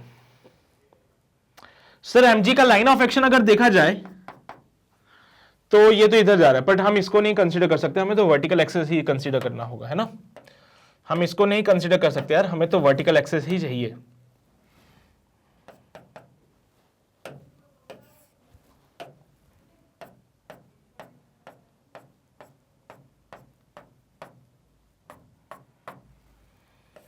इस एक्सिस के अबाउट ही रोटेशन करा पाएंगे हम तो सिर्फ। इस एक्सिस के लिए अगर आपको रोटेशन करवाना था ना, तो आप एक काम कर सकते थे, आप अगर एक ऐसा फोर्स लगाते जो बाहर की तरफ है, आप अगर एक ऐसा फोर्स लगाते जो बाहर की तरफ है या अंदर की तरफ है, तो ये रोटेट कर पाती। आप अगर इसके ऊपर कोई फोर्स लगाते, ऐसा वाला फोर्स जो बाहर की तरफ है या फिर एक ऐसा फोर्स जो अंदर की तरफ है, तो ये रोटेट हो पाता। जैसे कि तुमने देखा है वो, अरे यार वो राजा महाराजा के टाइम पे एक पंखा होता था, ऐसे घुमाते थे उसको, उसका एक्सेस वर्टिकल होता था, ठीक है। वो राजा महाराजाओं के लिए पंखे होते थे ना, इस शेप के, देखे होंगे तुम लोगों ने, ऐसे वाले, है ना। यहां पे ऐसे पंखा होता था, इस पे झालर लटके होते थे यहाँ पे, है ना। यहाँ पे वो चिन्ह वगैरह जो भी इनका बना होता था, वो सब ऐसे कुछ करके जो भी बना होता है ना, इनका साइन जो भी होता था। फिर यहाँ राजा बैठा होता था, है ना, और यहाँ पे क्या होते थे, इनके वो सेवक खड़े होते थे ये पंखा लेके। वो पंखा क्या करता था, ऐसे घुमाता था सर। तो बेसिकली क्या हो रहा है यहाँ पे, ये इसका वर्टिकल एक्सिस हो जाता था सर, इसके अबाउट इसको रोटेट करवाना पड़ता था। तो इस पंखे के ऊपर अगर वो नीचे की तरफ फोर्स लगाता तो क्या रोटेट कर पाता कभी, है ना। पता चल रहा है बेचारा पंखे को नीचे की तरफ खींच रहा है, वो पंखा इस राजा के सर पे गिर जाए जाके, है ना, तो बेचारे को तो सजा हो जाएगी, बिना फालतू में उसको सजा हो जाएगी। पर नहीं, वो इंटेलिजेंट है, वो रोटेशनल मोशन पढ़ के आया था पहले, उसको पता था कि नहीं यार ऐसे फोर्स लगाने से मेरा कुछ नहीं होगा, या तो मैं इसके ऊपर फोर्स लगाऊं बाहर की तरफ, बाहर की तरफ फोर्स लगाने से क्या होगा, ये ऐसे घूमेगा बाहर की तरफ, अंदर की तरफ फोर्स लगाने से पंखा अंदर की तरफ जाएगा, तो ऐसे रोटेट करेगा। तो मान लो मैं वर्टिकल एक्सिस हूं, ये पंखा है, इसको ऐसे रोटेट करवाना है। अगर इस पंखे पे मैं नीचे की तरफ फोर्स लगाऊंगा तो ये नीचे जाएगा क्या, नहीं जा सकता ना सर, वो तो फिक्स है यहां से। तो जो भी फोर्स होगा वो ऐसे होगा, जो कि इधर हो या फिर इधर हो। तो जो मेरी एक्सिस है, इसके एक परपेंडिकुलर प्लेन ले लो, मेरी एक्सिस के परपेंडिकुलर प्लेन ले लो। इस परपेंडिकुलर प्लेन के अंदर कोई फोर्स लगेगा तो ही टॉर्क ये जो है रोटेशनल मोशन काम करेगा, अदरवाइज नहीं करता है। तो भाई क्या बोले, मैं एक वर्टिकल एक्सिस, ये मेरा प्लेन है सामने, ये पूरा जो है मेरा प्लेन है, इस प्लेन के अंदर अगर कोई यहां पे या इधर इस प्लेन के अलोंग फोर्स लगाता है तो ही रोटेशन हो सकता है। अगर मैंने फोर्स लगा दिया इस प्लेन के परपेंडिकुलर डायरेक्शन तो नहीं हो पाएगा रोटेशन। अगर ये वर्टिकल एक्सिस है, मैंने फोर्स इधर लगा दिया फिर तो भी नहीं हो पाएगा सर। समझ रहे हो ना तुम लोग बात को। तो देखो भाई बात यही है, ये एक्सिस ऑफ रोटेशन है। अगर आपने फोर्स ऐसा लगाया कि वो एक्सिस ऑफ रोटेशन के पैरेलल है तो फिर काम नहीं चलेगा। अगर आपने फोर्स ऐसा लगा दिया जो एक्सिस ऑफ रोटेशन के पैरेलल है तो काम नहीं चलेगा। फिर भैया काम चलाने के लिए आपको फोर्स ऐसा लगाना पड़ेगा जो एक्सिस ऑफ रोटेशन के परपेंडिकुलर प्लेन के अलोंग हो। एक्सिस ऑफ रोटेशन का परपेंडिकुलर प्लेन ये वाला है, तो या तो फोर्स अंदर की तरफ लगाओ या बाहर की तरफ लगाओ तो रोटेशन कर पाएगा। तो बोलना यहां पे क्या बात बोलोगे, yes it is always true.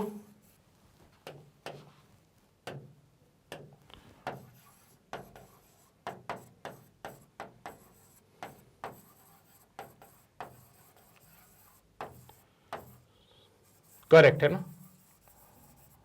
तो क्यों है ये ऑलवेज करेक्ट, ये वाली बात भी लिख लेना, because the weight of the body is parallel to the axis of rotation, because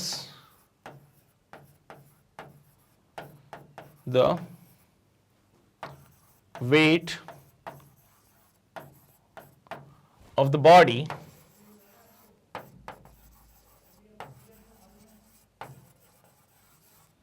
is parallel to the axis of rotation, and any force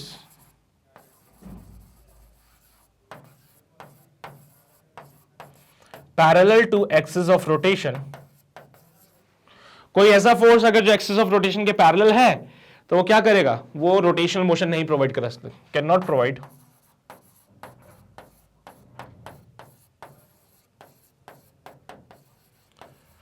rotational motion.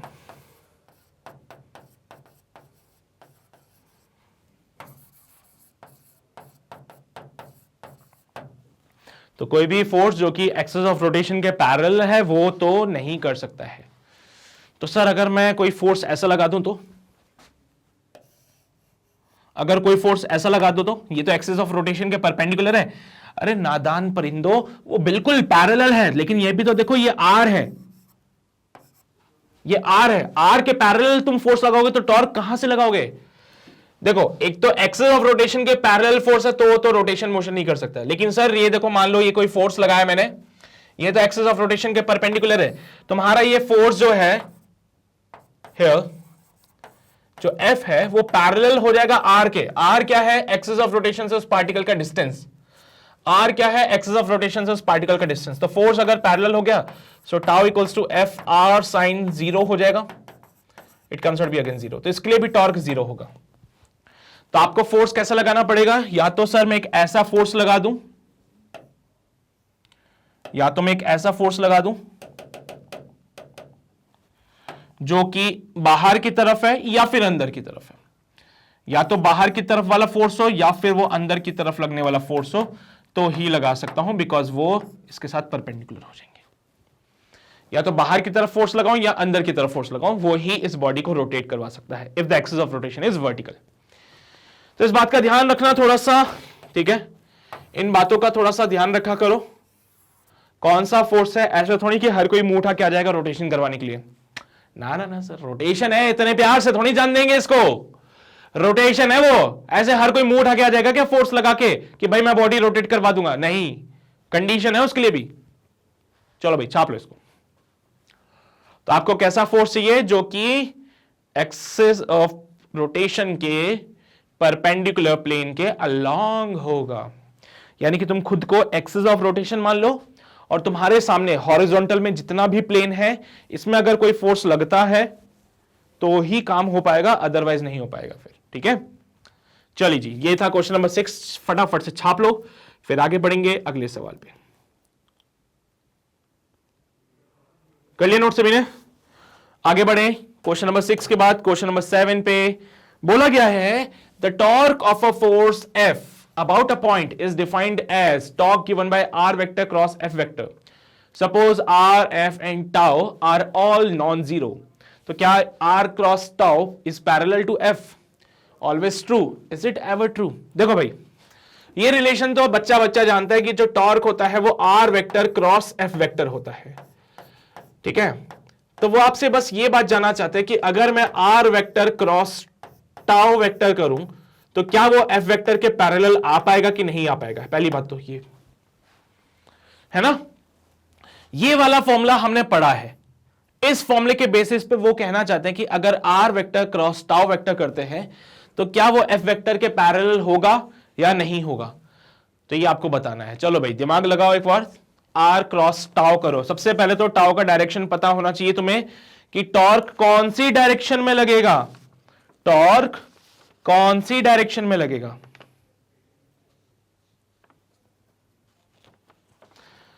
हां,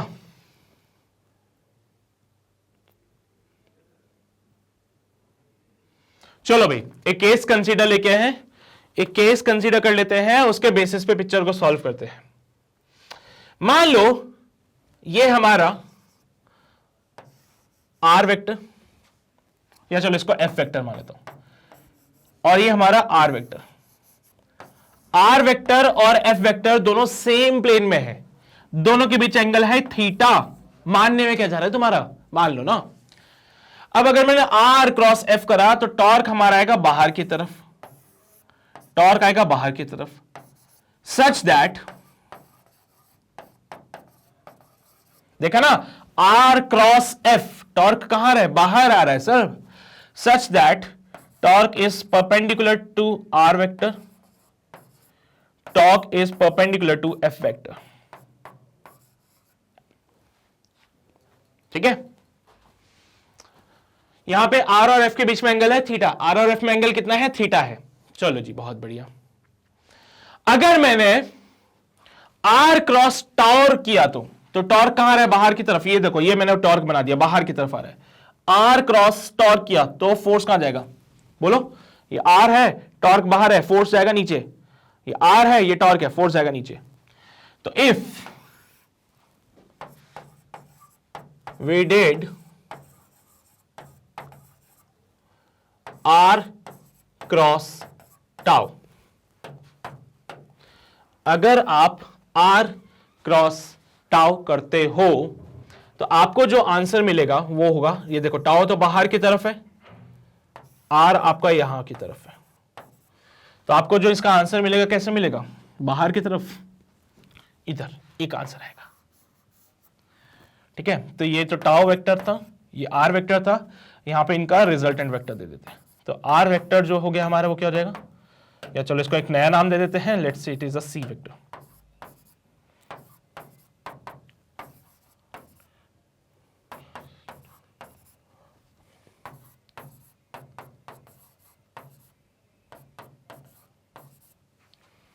ठीक है, तो उसने बोला क्या वो फोर्स के पैरेलल होगा क्या? नहीं सर, कहां फोर्स के पैरेलल सर, वो कहां वो फोर्स के पैरेलल होगा, वो तो फोर्स के पैरेलल हो ही नहीं सकता है। हां, ये पैरेलल हो सकता था फोर्स के इफ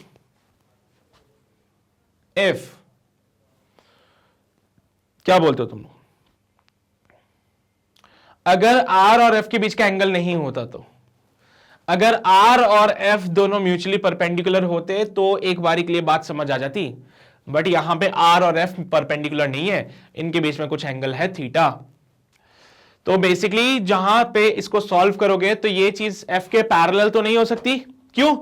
क्योंकि जब आप R क्रॉस टाउ करोगे तो आपको एक ऐसी क्वांटिटी मिलेगी, R क्रॉस टाउ करने से एक ऐसी क्वांटिटी मिलेगी जो कि परपेंडिकुलर होगी R वेक्टर के भी और परपेंडिकुलर होगी टॉर्क के भी, और R और F के बीच में तो एंगल था हमारे पास वैसे भी, यहां पे थीटा था ना angle between R and F, यानी कि R और F तो एक दूसरे के परपेंडिकुलर थे नहीं। तो ये बात हमेशा ट्रू नहीं होगी, समझ रहे हो बात को तुम लोग? अगर R क्रॉस टाउ करते हो तो जो आंसर आपको मिलेगा वो R के परपेंडिकुलर होगा, वो टॉर्क के परपेंडिकुलर होगा।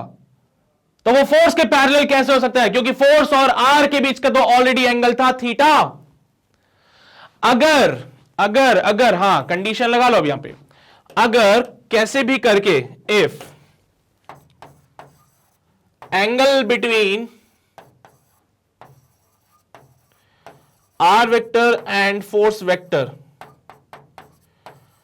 इज 90 डिग्री, तो एक बारी के लिए सोच सकते थे ये वाली बात, तो एक बारी के लिए सोच सकते थे कि भाई अगर R और F एक दूसरे के म्यूचुअली परपेंडिकुलर होते, जैसे कि तीनों एक्सिस होती हैं, अगर R क्रॉस F जो है क्रॉस F तीनों एक दूसरे के म्यूचुअली परपेंडिकुलर होते तो समझ आती बात सर। अब देखो ना, R क्रॉस टॉक तो इधर आएगा, एंटी पैरेलल आ जाएगा वो, ठीक है ना, पैरेलल तो है ना एटलीस्ट। ऐसे केस में यहां पे एक आंसर मिलेगा, it is your R vector cross tau vector,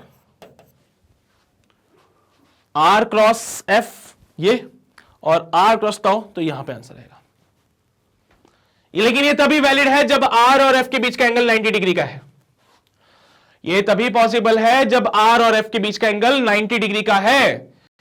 ठीक है, इनका करोगे तो रिजल्टेंट तो तुम्हें दिख रहा है जो कि F के पैरेलल तो नहीं हो रहे। अरे F तुम्हारा इधर कहीं है यार, क्या बातें कर रहे हो तुम, F तुम्हारा इधर कहीं जा रहा था, तभी तो इनके बीच का एंगल कितना बना था, थीटा बना था। तो F के साथ तो पैरेलल पोलर नहीं है, हाँ यहां पे बन सकता है बट वो भी एंटी पैरेलल बनेगा यार, यहां पे कुछ बन सकता था लेकिन वो भी क्या बनता है, एंटी पैरेलल बनता है। अगर ये सिर्फ पैरेलल की बातें करता है तो मना कर देना भाई इसको, अगर वो बोल रहा है कि वो पैरेलल है तो मना कर देना, बिकॉज ये कैसे है, एंटी पैरेलल। देखो ना जरा, F वेक्टर उधर जा रहा है, R क्रॉस टाउ इधर जा रहा है एंटी पैरेलल डायरेक्शन में, लेकिन वो भी कब जाएगा, जब ये कंडीशन लगेगी। तो अगर कंडीशन नहीं है तो ये काम कभी नहीं हो सकता है। ठीक है, सिर्फ एक ही कंडीशन ऐसी है जहां पे ये पॉसिबिलिटी है, जब angle between R vector and F vector is 90 degree, तो ही जाके ये इनका जो क्रॉस प्रोडक्ट होगा R क्रॉस टाउ वो F के एंटी पैरेलल होगा। पैरेलल तब भी नहीं होगा, तो मना कर देना इसके लिए। Is it ever true? No, नहीं होगा। एंटी पैरेलल हो सकता है लेकिन पैरेलल तो कतई नहीं हो सकता है ये। ओके, चलो भाई छाप लो जल्दी से, फिर आगे बढ़ेंगे अगले सवाल पे। बढ़े आगे, चलो भाई। सो क्वेश्चन नंबर 7 के बाद क्वेश्चन नंबर 8 हमारा क्या बोलता है, एक हैवी पार्टिकल जिसका मास m है फॉल करता है freely near the earth surface, what is the torque acting on this particle about a point 50 centimetre east to the line of motion, does this torque produces any angular acceleration in the particle. भाई एक heavy particle जिसका मास m है fall कर रहा है freely near the earth surface, तो what is the torque acting on this particle, तो इस पार्टिकल के ऊपर कितना टॉर्क लगेगा, about a point 50 centimetre east to the line of motion. Line of motion नीचे की तरफ, इससे 50 सेंटीमीटर ईस्ट, इस पॉइंट के अबाउट इस बॉडी का टॉर्क कितना होगा, तो ये बताओ। और ये भी पूछा गया does this torque produces any angular acceleration in the particle, तो क्या ये टॉर्क कोई एंगुलर एक्सेलरेशन प्रोड्यूस करेगा पार्टिकल में कि नहीं करेगा। चलो भाई जल्दी से दिमाग लगाओ, देखो क्या आंसर आता है, फिर मैं तुम्हें बताता हूं। सोचा तुम लोगों ने कुछ इसके बारे में, क्या कर सकते हो। देखो यार सीधी सी बात है, एक हैवी पार्टिकल है जो कि जिसका मास m है, तो यहां पे बना लो, बनाने में क्या जा रहा है, ये हैवी पार्टिकल हो गया जिसका मास m है, falls freely under the effect of the gravity, तो भैया इसके ऊपर इकलौता फोर्स mg ही है जो लग सकता है, जो इसको फ्री फॉल करवा रहा है नियर द अर्थ सरफेस। तो ये रही हमारी धरती मैया, धरती मैया के पास में ये गिर रहा है, और हुआ यूं कि जब ये गिर रहा था तो एक स्ट्रेट पाथ फॉलो कर रहा था। पढ़े हो ना motion under gravity, one dimensional motion के बारे में, हाँ सर पढ़े, बिल्कुल पढ़े। अब ये स्ट्रेट गिर रहा है, इस बॉडी का जो टॉर्क है, ठीक है, the torque is acting on this particle about a point 50 centimetre east, तो यहां से 50 सेंटीमीटर में एक पॉइंट P बना दिया हम लोगों ने। इस पॉइंट के अबाउट इस बॉडी का कुछ टॉर्क है, इस पॉइंट के अबाउट इस बॉडी का कुछ टॉर्क है, कितना होगा, टॉर्क का फॉर्मूला F, या फिर मैं पूरा डेफिनेशन डिफाइन करता हूं, आर एफ साइन का थीटा। सर आर रही 50 सेंटीमीटर, फोर्स लग रहा है mg, ये रहा axis, this is the axis, हां सर ये रहा एक्सिस, दिख रहा है तुम लोगों को ये एक्सिस है ना, स्क्रीन से बाहर आता हुआ। सो ये एक्सिस हो गया परपेंडिकुलर डिस्टेंस, और ये परपेंडिकुलर वाला फोर्स, यहां पे जो एंगल बन रहा है वो कितना है, 90 डिग्री का। सो टॉर्क जो बनेगा यहां पे 50 सेंटीमीटर को 50/100 कर लेता हूं मैं, इनटू फोर्स हमारे पास mg है, और यहां पे लिखेंगे साइन ऑफ 90 डिग्री। सो जो टॉर्क बनेगा इट कम्स आउट बी, 0 से 0 मरेगा, mg/2, बहुत ही बेहतरीन, newton metre is the unit for this torque. So torque मुझे mg/2 मिला है, चलो बहुत अच्छी बात है। तो क्या ये टॉर्क कोई एंगुलर एक्सेलरेशन प्रोड्यूस कर सकते हैं इस बॉडी के अंदर, क्या ये टॉर्क कोई एंगुलर एक्सेलरेशन प्रोड्यूस करेगा इस पार्टिकल के अंदर, ये सोचना था। सर एंगुलर एक्सेलरेशन की बातें कर रहे हो, so torque is equals to I into alpha कर लीजिए। Angular acceleration alpha can be written as tau upon I बोले तो moment of inertia. What about the moment of inertia of this particle, sir ये कोई circular path follow नहीं कर रहा है ना, ये कोई रोटेशन नहीं कर रहा है, ये तो सीधा सीधा नीचे जा रहा है। अगर वो सीधा सीधा नीचे जा रहा है तो इसका कोई मोमेंट ऑफ इनर्शिया होगा क्या, तुम खुद ही सोचो। अगर एक बॉडी को मैं यहां से छोड़ दूं, सपोज करो किसको छोड़ू मैं, चलो ये पेन है मेरे पास, ये पेन है, इस पेन को मैं छोड़ दूं तो बिल्कुल सीधा जाता है वो नीचे, है ना। मैंने इस पेन को जैसे छोड़ा वो सीधा नीचे गया, घूमा क्या, नहीं घूमा। अगर वो नहीं घूम रहा है तो तुम उसका मोमेंट ऑफ इनर्शिया कैसे डिफाइन कर सकते हो बाबू, नहीं डिफाइन कर सकते ना। तो ऐसा हम बोलते हैं यहां पे मोमेंट ऑफ इनर्शिया जो होगा वो 0 हो जाएगा। इसकी और ज्यादा अच्छे से डेफिनेशन देता हूं, तो I को डिफाइन करते थे m इंटू आर स्क्वायर। अब ध्यान से सुनना, ध्यान से सुनना, इस बॉडी का मोमेंट ऑफ इनर्शिया डिफाइन करा m into R square, m into R square. मुझे एक बात बताओ, I 0, अरे सॉरी क्या कर दिया मैंने, I को 0 नहीं इन्फिनिटी लेंगे, इसका मोमेंट ऑफ इनर्शिया बहुत ज्यादा होगा बेसिकली। क्यों होगा बहुत ज्यादा, क्योंकि प्लेन है। याद करो जब हम डिफाइन करते हैं किसी भी कर्व्ड पाथ को, है ना, जरा फोकस करने इस बात पे, हम डिफाइन करते हैं किसी कर्व्ड पाथ को, तो एक बड़ा सा सर्कल ले लो, ठीक है, एक बड़ा सा सर्कल ले लिया। अगर ये पार्टिकल हमारा कुछ इस प्रकार से होता कि इस सर्कल पे वो मूव कर रहा है, mg इस पे फोर्स लग रहा था, ठीक है, तो बेसिकली यहां तो मुझे आर्क दिखता है, मुझे आर दिख जाता है, तो मैं इसका मोमेंट ऑफ इनर्शिया बहुत इजीली डिफाइन कर सकता था। इसके लिए मोमेंट ऑफ इनर्शिया डिफाइन कर सकता है I is equals to M R square, है ना। डिफाइन करने में बहुत आसान था हमारे लिए, बहुत इजीली हम इसको डिफाइन कर रहे थे। बट सपोज करो एक ऐसा सिनेरियो ले लूं जहां पे सर्कल बहुत ही बड़ा है, बहुत ही बड़ा मतलब बहुत ही ज्यादा बड़ा। चलो मैं दोबारा बनाता हूं इसको। बहुत ही बड़ा मतलब बहुत ही बड़ा, और बड़ा बना सकते हैं क्या इसको?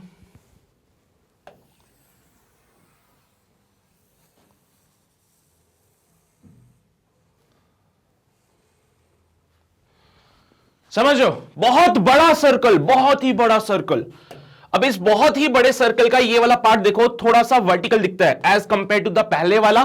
पहले वाले में आपको आर्क दिख जाएगा, लेकिन सर्कल जितना बड़ा होता जाएगा ये आर्क उतना सीधा होता जाएगा। इस सर्कल को और बड़ा कर दो, और बड़ा करोगे तो यहां पे आर्क की जगह आपको एक स्ट्रेट लाइन दिखेगी। समझते हो ना बात? तो यहां पे क्या हो रहा है, बेसिकली आर्क नहीं दिखता है हमको, हमका दिखता है एक स्ट्रेट लाइन। सर इसी स्ट्रेट लाइन पे ये पार्टिकल mg नीचे की तरफ जा रहा है, और जब ये स्ट्रेट लाइन होगा यानी कि बहुत बड़ा सर्कल, बहुत ही ज्यादा बड़ा सर्कल, उसका छोटा सा पार्ट अगर देखोगे ना तो एक स्ट्रेट लाइन की तरह दिखता है वो। उसका छोटा सा पार्ट अगर देखोगे तो एक स्ट्रेट लाइन की फील देगा वो आपको।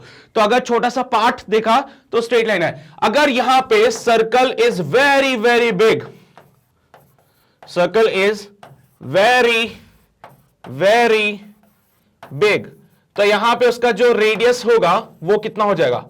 इनफाइनाइट। सर्कल बहुत बड़ा है, उसका रेडियस इनफाइनाइट हो गया, तो उसके लिए इस पार्टिकल का मोमेंट ऑफ इनर्शिया mr² जो होता था वो क्या हो जाएगा? सर वो भी इनफाइनाइट हो जाएगा। क्यों? क्योंकि रेडियस बहुत ज्यादा है। हमारा पार्टिकल कैसे जा रहा है? हमारा पार्टिकल सीधा सीधा नीचे गिर रहा है। सीधा नीचे गिरने का मतलब एक बहुत बड़े सर्कल का छोटा सा पार्ट होगा। ये पार्टिकल क्या हो रहा है? वर्टिकली नीचे आ रहा है सर, यानी कि बहुत बड़े से सर्कल का एक छोटा सा पार्ट है, एक छोटा सा पाथ है जिसपे ये पार्टिकल मूव कर रहा है। अब एक बहुत बड़े सर्कल के लिए आर कितना हो जाएगा? इनफाइनाइट। आर अगर इनफाइनाइट हो गया तो आई हो जाएगा इनफाइनाइट, और अगर आई इनफाइनाइट है तो भैया बोलना जरा, टॉर्क अपॉन इनफाइनाइट कितना होगा? 0। सो यहां पे एंगुलर एक्सेलरेशन कितना होगा? 0। सो ये लो भाई, अगर कोई बॉडी मूव कर रही इन द वर्टिकल डायरेक्शन तो उसका टॉर्क बता दिए mg/2 है। ठीक है, अबाउट दिस पॉइंट, ठीक है, अबाउट दिस पॉइंट इसका टॉर्क है। क्या इस पॉइंट के अबाउट हम इसका एंगुलर एक्सेलरेशन भी डिफाइन कर सकते हैं? नहीं सर, वो डिफाइन नहीं कर सकते। हम डिफाइन करने की कोशिश कर रहे थे, लेकिन जब हमने इसके मोमेंट ऑफ इनर्शिया को निकालने की कोशिश करी तो हमें पता चला कि ये तो सीधा सीधा नीचे जा रहा है। अगर कोई पार्टिकल स्ट्रेट पाथ पे नीचे जाता है तो उसके लिए मोमेंट ऑफ इनर्शिया इनफाइनाइट हो जाता है, बहुत ज्यादा मोमेंट ऑफ इनर्शिया होगा। इसका रीजन कहां से आया वो मैंने तुम्हें वहां पे बताया। कहां पे? यहां पे से, कि अगर एक छोटा पाथ होता तो moment of inertia mr² define कर सकते थे, लेकिन सपोज करो यही सर्कल और बड़ा हो जाए तो और बड़ा सर्कल कुछ इस टाइप से बनेगा जिसमें तुम्हें छोटा सा पाथ एक स्ट्रेट लाइन की तरह दिखेगा।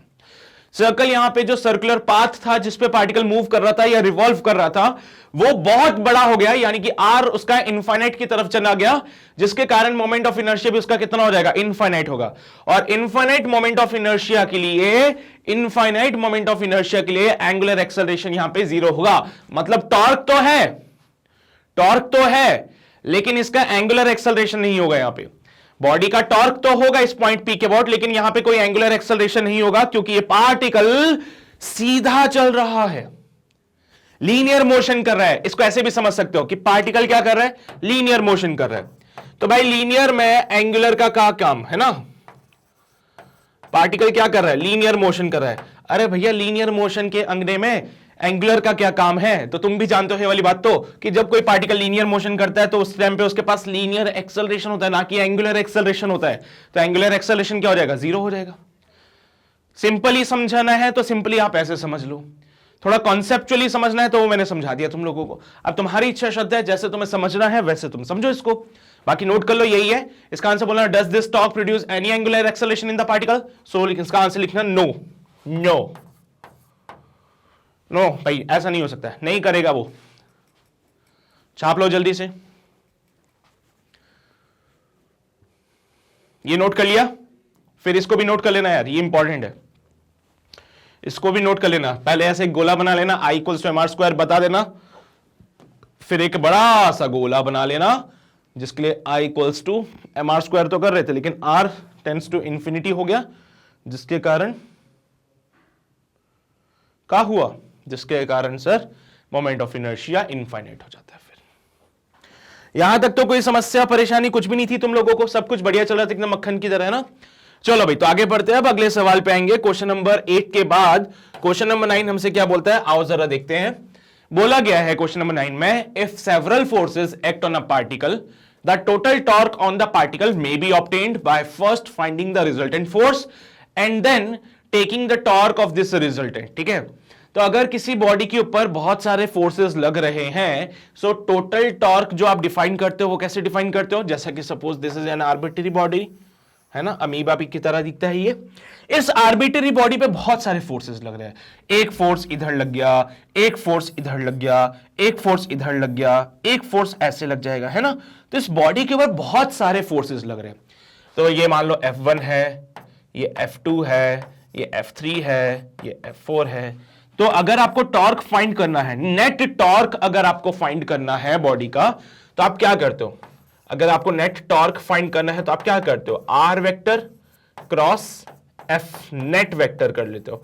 यानी इन सारे के सारे फोर्सेस का हम रिजल्टेंट निकाल लेते हैं पहले, इन सारे के सारे फोर्सेस का हम क्या करेंगे, रिजल्टेंट निकाल लेंगे सबसे पहले। उसके बाद क्या करोगे, इसको टॉर्क के फॉर्मूले में पुट करके हम नेट यानी कि टोटल टॉर्क जो है वो फाइंड कर सकते हैं। तो एक तरीका तो यह है कि आप क्या करो भाई, सबका रिजल्टेंट निकाल के यहां पुट कर दो तो आपको टोटल टॉर्क मिल जाएगा। बहुत अच्छी बात है। प्रूव दिस, इसको एक तो प्रूफ करना है हमें। Is the result valid for the force acting on a different particle of a body in such a way that the line of action intersect at a common point. पहली बात तो आपको इसको प्रूव करना है, इस वाली बात को प्रूव करना पड़ेगा आपको, ठीक है। तो ठीक है, इसको भी प्रूव करेंगे। अगला बात बोला है, इज द रिजल्ट, ये जो रिजल्ट आया है क्या ये वैलिड होगा for the forces acting on a different particle of a body. अगर फोर्सेज किसी और पार्टिकल पे लग रहे हैं, जैसे आपने किसी एक पार्टिकल पे डिफाइन कर दिया, ठीक है, तो एक ही पार्टिकल पे क्या करना है, हमें सारे फोर्सेज डिफाइन करने हैं। तो मैं एक काम करता हूं, थोड़ा सा इसको और सिंप्लीफाई करता हूं। एक वैसे पार्टिकल ही बनाया था मैंने, ठीक है, एक पार्टिकल पे बनाया जिसपे बहुत सारे फोर्सेज लग रहे थे। अब अगर सपोज करो एक और पार्टिकल है, प्रूफ दिस, एक तो ये प्रूफ करना है, is this result valid for the forces acting on different particles of a body in such a way that their line of actions intersect at a common point. तो अभी तो क्या है, एक ही पार्टिकल है जिसके ऊपर बहुत सारे फोर्स लग रहे हैं। तो पहली बात तो ये प्रूव करनी है मुझे, ठीक है। तो पहले तो इसको प्रूव करो, उसके बाद ये चीज शो करो कि ये रिजल्ट वैलिड होगा अगर अलग अलग पार्टिकल के ऊपर फोर्सेस लगे। तो अलग अलग पार्टिकल्स के ऊपर अगर फोर्सेस लगे इन सच अ वे वो फोर्स एक पॉइंट पे इंटरसेक्ट करें, इन सच अ वे कि वो फोर्सेस एक पॉइंट पे इंटरसेक्ट करें, तो भी यही रिजल्ट होगा, ये भी शो करना है। कर पाओगे इसको?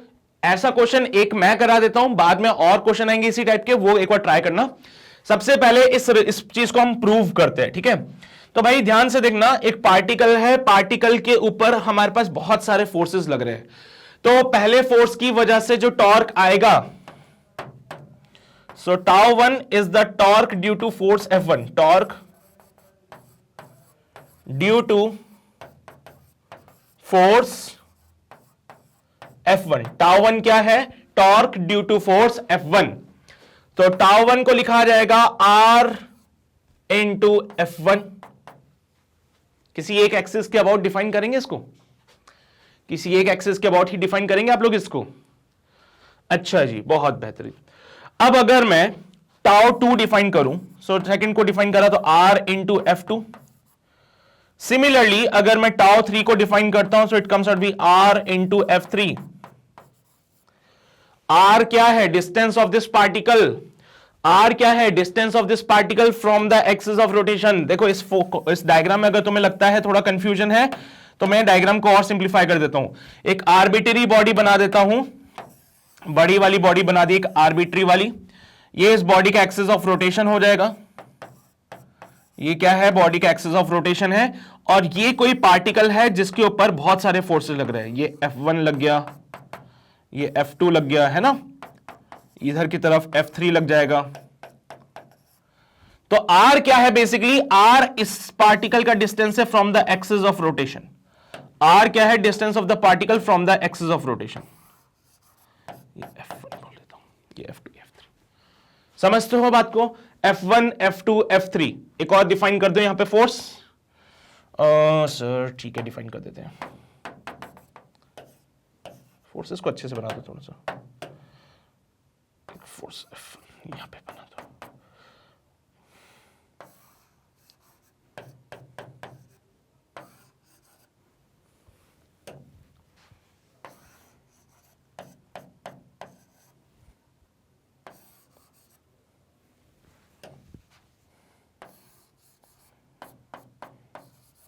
एक ही पार्टिकल पे सारे फोर्सेस लग रहे हैं। R is the position vector of this particle from the axis of rotation. ठीक है, ये पार्टिकल हो गया, ये पार्टिकल है, इसके ऊपर सारे फोर्सेस लग रहे हैं। तो आर तो हर एक फोर्स के लिए सिर्फ डिफाइन ही रहेगा, F3 into R, F1 into R, F2 into R, F4 into R, है ना।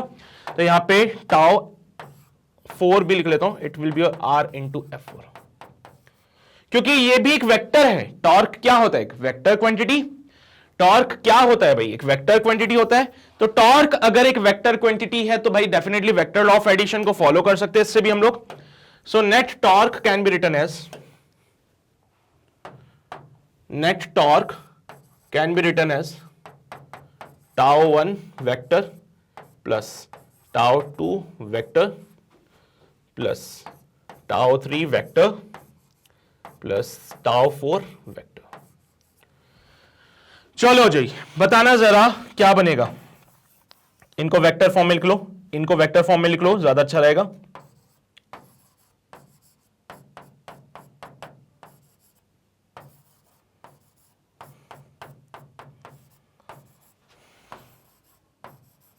बस मैंने कुछ नहीं किया, वेक्टर फॉर्म में लिख दिया। घबराना मत बिल्कुल भी, ये मत सोचना ये क्या हो गया। बस मैं इनको क्या कर रहा हूं, वेक्टर फॉर्म में लिख रहा हूं।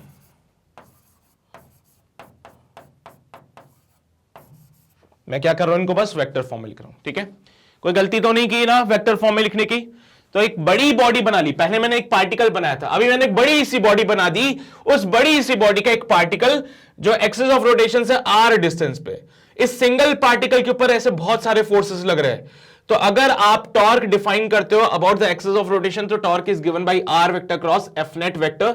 एफ नेट क्या है? F1 plus F2 plus F3 F4। चलो भाई, तो यहां पे इस चीज को मैं प्रूव कर रहा हूं। तो मैंने प्रूव करना शुरू किया। सबसे पहले मैंने बोला कि भैया टाउ 1 क्या है? It is the torque due to force F1। Similarly tau 2 क्या होगा? It is the torque due to force F2। Tau 3 is the torque due to force F3। Tau 4 is the torque due to force F4। ये सब define किए। Torque को हम vectorially add कर सकते हैं, it is a vector quantity. तो हमने भाई यहां पे देखो सुपरपोजिशन प्रिंसिपल का इस्तेमाल कर दिया। Now this can be written as, इसको लिखा जाएगा R vector cross F1 vector plus R vector cross F2 vector plus R vector cross F3 vector plus R vector cross F4 vector. चलिए जी, सभी में से आर क्रॉस बाहर निकाल देंगे। तो सभी में से अगर आर को बाहर निकाल दिया तो आर वेक्टर क्रॉस अंदर बच गया F1 vector plus F2 vector plus F3 vector plus F4 vector. ठीक है, क्या होता है? ये नेट फोर्स होता है। तो हाँ सर, बिल्कुल सही बात बोली थी आपने कि जो टॉर्क होता है इन सभी फोर्सेस का हम कैसे फाइंड आउट कर सकते हैं? By doing nothing but the vector addition of the forces which is then multiplied by the R vector. ठीक है, तो आप क्या करोगे, सिर्फ सारे फोर्सेस का वेक्टर सम कर लीजिए, उसके बाद आर वेक्टर के साथ उसका क्रॉस कर दीजिए, then you will get the net torque. तो ये चीज हमने प्रूव कर दी है, हेंस प्रूव्ड।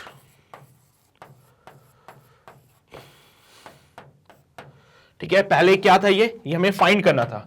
तो तुम्हारे मैथ्स में लिखते हो ना जैसे टू प्रूव, क्या प्रूव करना था मुझे प्रूव करना था ये वाला पार्ट।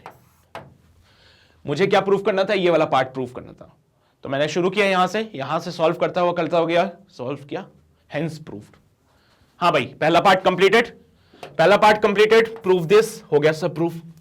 अगला स्टेटमेंट इंपॉर्टेंट है, बोला गया है is this result valid for the forces acting on different particles of a body. तो आ जाओ भाई, डायग्राम बनाते हैं। सबसे पहले इस चीज को मैं मिटा देता हूं, एंड इवन इससे पहले वाली चीज को भी मैं मिटा देता हूं। So again I am considering the arbitrary body, एक आर्बिट्ररी बॉडी मैंने यहां पे कंसीडर कर लिया, ठीक है।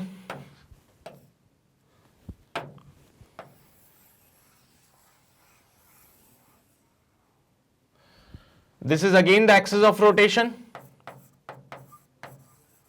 ठीक है। एक बॉडी यहां पे है, एक पार्टिकल यहां पे, एक पार्टिकल यहां पे, एक पार्टिकल यहां पे। पहले वाले के ऊपर जो फोर्स लग रहा है वो लेट से ये रहा F1, दूसरे वाले पे जो फोर्स लग रहा है लेट से वो ये रहा F2। कंडीशन के हिसाब से आप देखो अलग अलग पार्टिकल के ऊपर अलग अलग फोर्स लग रहे हैं, अलग अलग पार्टिकल के ऊपर अलग अलग फोर्स लग रहे हैं। हां सर, और कैसे लग रहे हैं?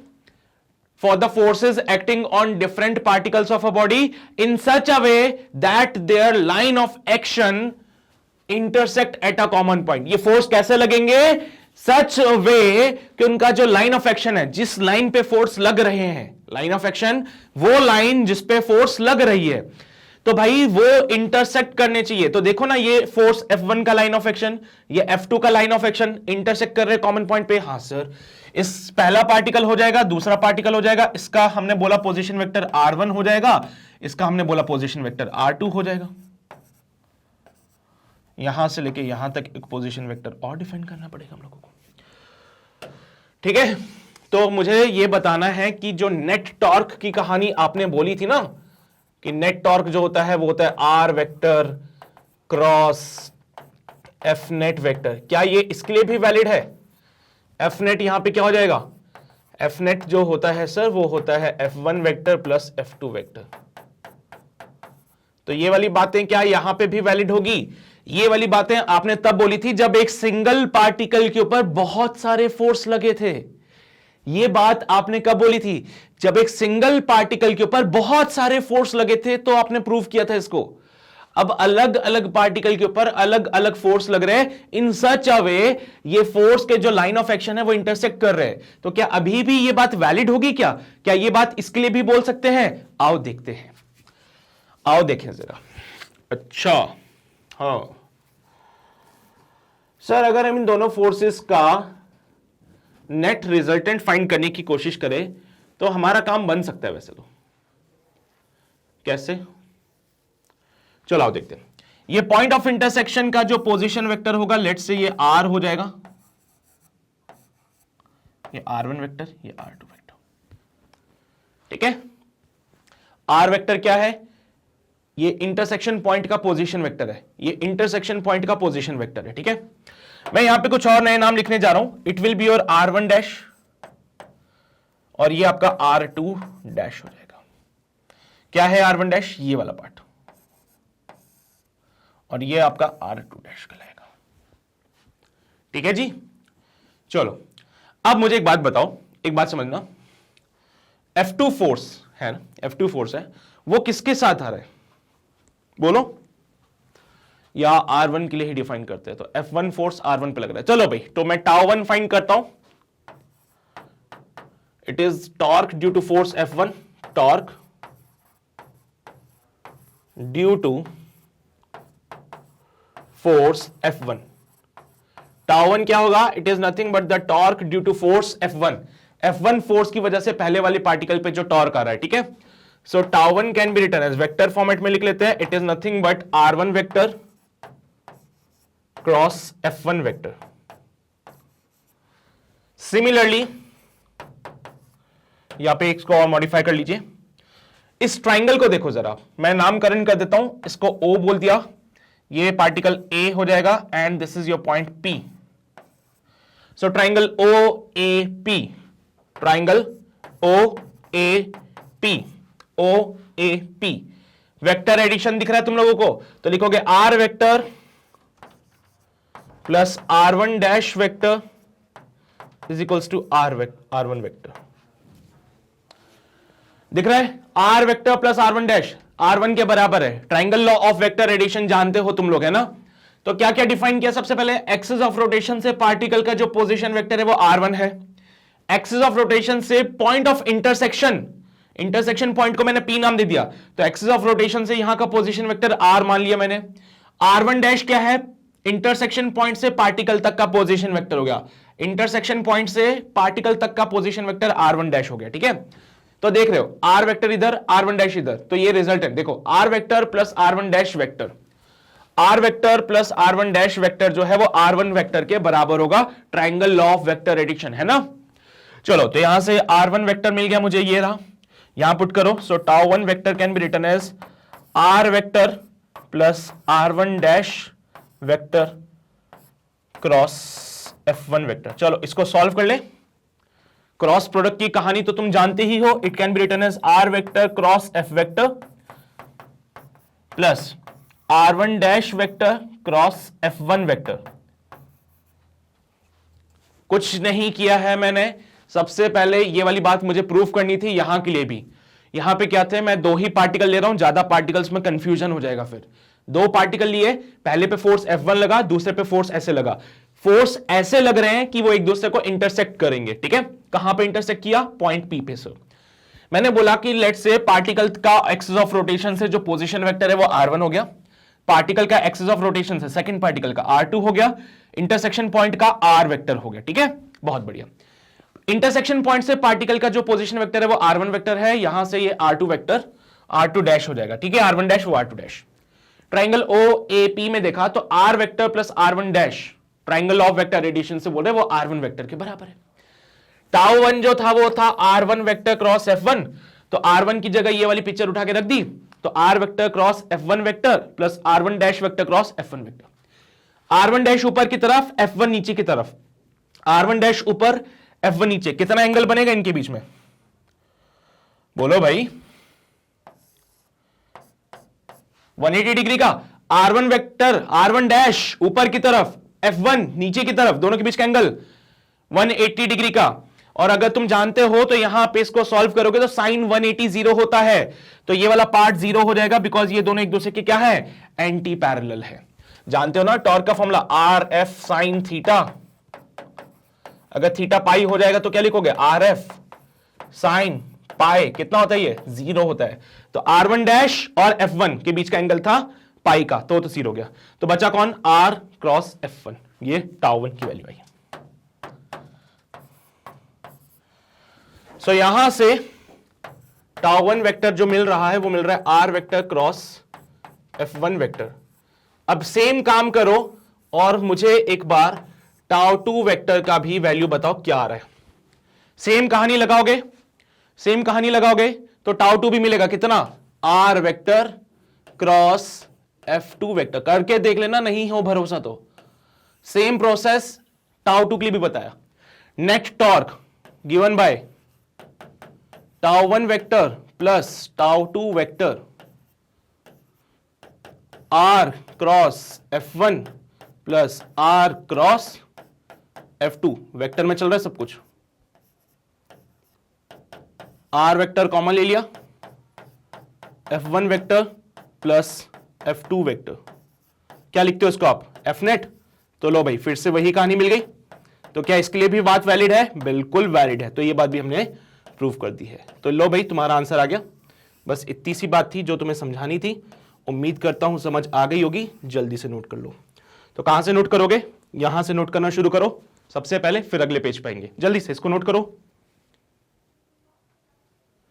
कर लिया नोट, बहुत बढ़िया। फिर इसको भी नोट करो जल्दी से, ये नेट टॉर्क मिल गया तुम लोगों को, है ना, ये नेट टॉर्क मिल गया। तो यही वाली बात अलग अलग पार्टिकल्स पे अगर फोर्स लगेंगे तो भी वैलिड है, ठीक है। तो जल्दी से छापो, फिर आगे बढ़ेंगे अगले सवाल पे। हाँ भाई कर लिया नोट सभी ने, बहुत ही बेहतरीन। चलिए भाई अगले सवाल पे बढ़ते हैं। क्वेश्चन नंबर 9 के बाद आएगा question number 10।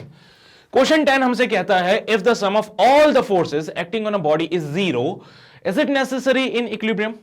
And if the sum of all the forces on a particle is zero, is it necessary in equilibrium?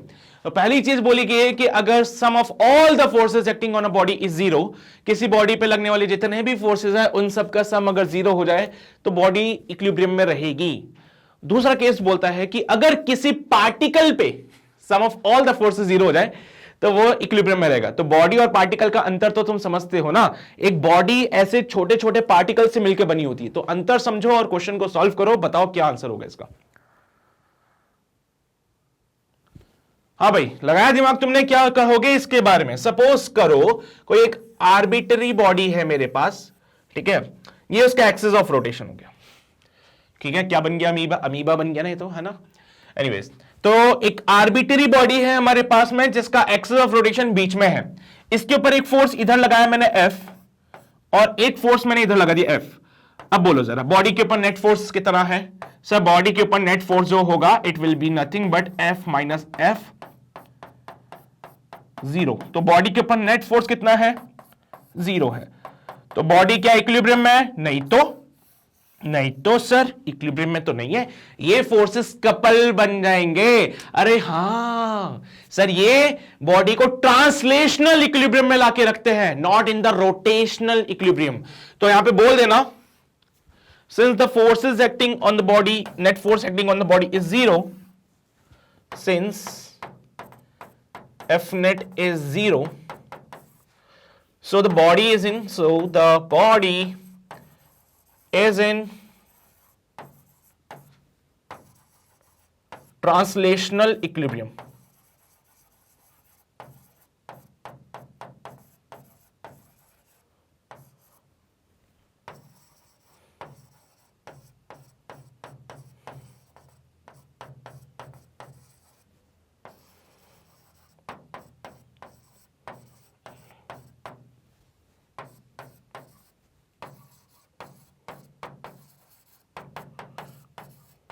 समझ ही गए होंगे अब तो मेरी भावनाओं को।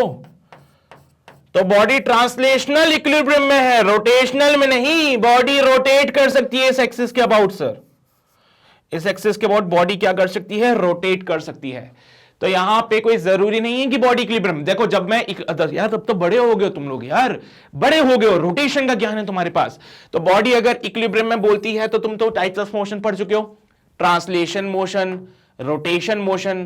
तो अगर बॉडी इक्विलिब्रियम में है दैट मींस वो ट्रांसलेशन मोशन का भी इक्विलिब्रियम होगा और रोटेशन मोशन का भी इक्विलिब्रियम होगा। उसने बोला नहीं ना यहां पे कि कौन सा इक्विलिब्रियम है, तो हम तो दोनों के लिए कंसीडर करेंगे। अगर वो यहां पे बोलता is it necessary in translation equilibrium, तो मैं बोलता यस सर। अगर वो बोलता is it necessary in rotational equilibrium, तो मैं बोलता नो सर। अभी क्या बोलूंगा? Is it necessary in equilibrium, मैं बोलूंगा नहीं, कोई जरूरी नहीं है। हां, नेट फोर्स 0 है, वो ट्रांसलेशन इक्विलिब्रियम है, यानी कि वो लीनियर मोशन नहीं करेगा, वो लीनियर मोशन नहीं करेगा, लेकिन वो रोटेशन तो कर सकता है ना।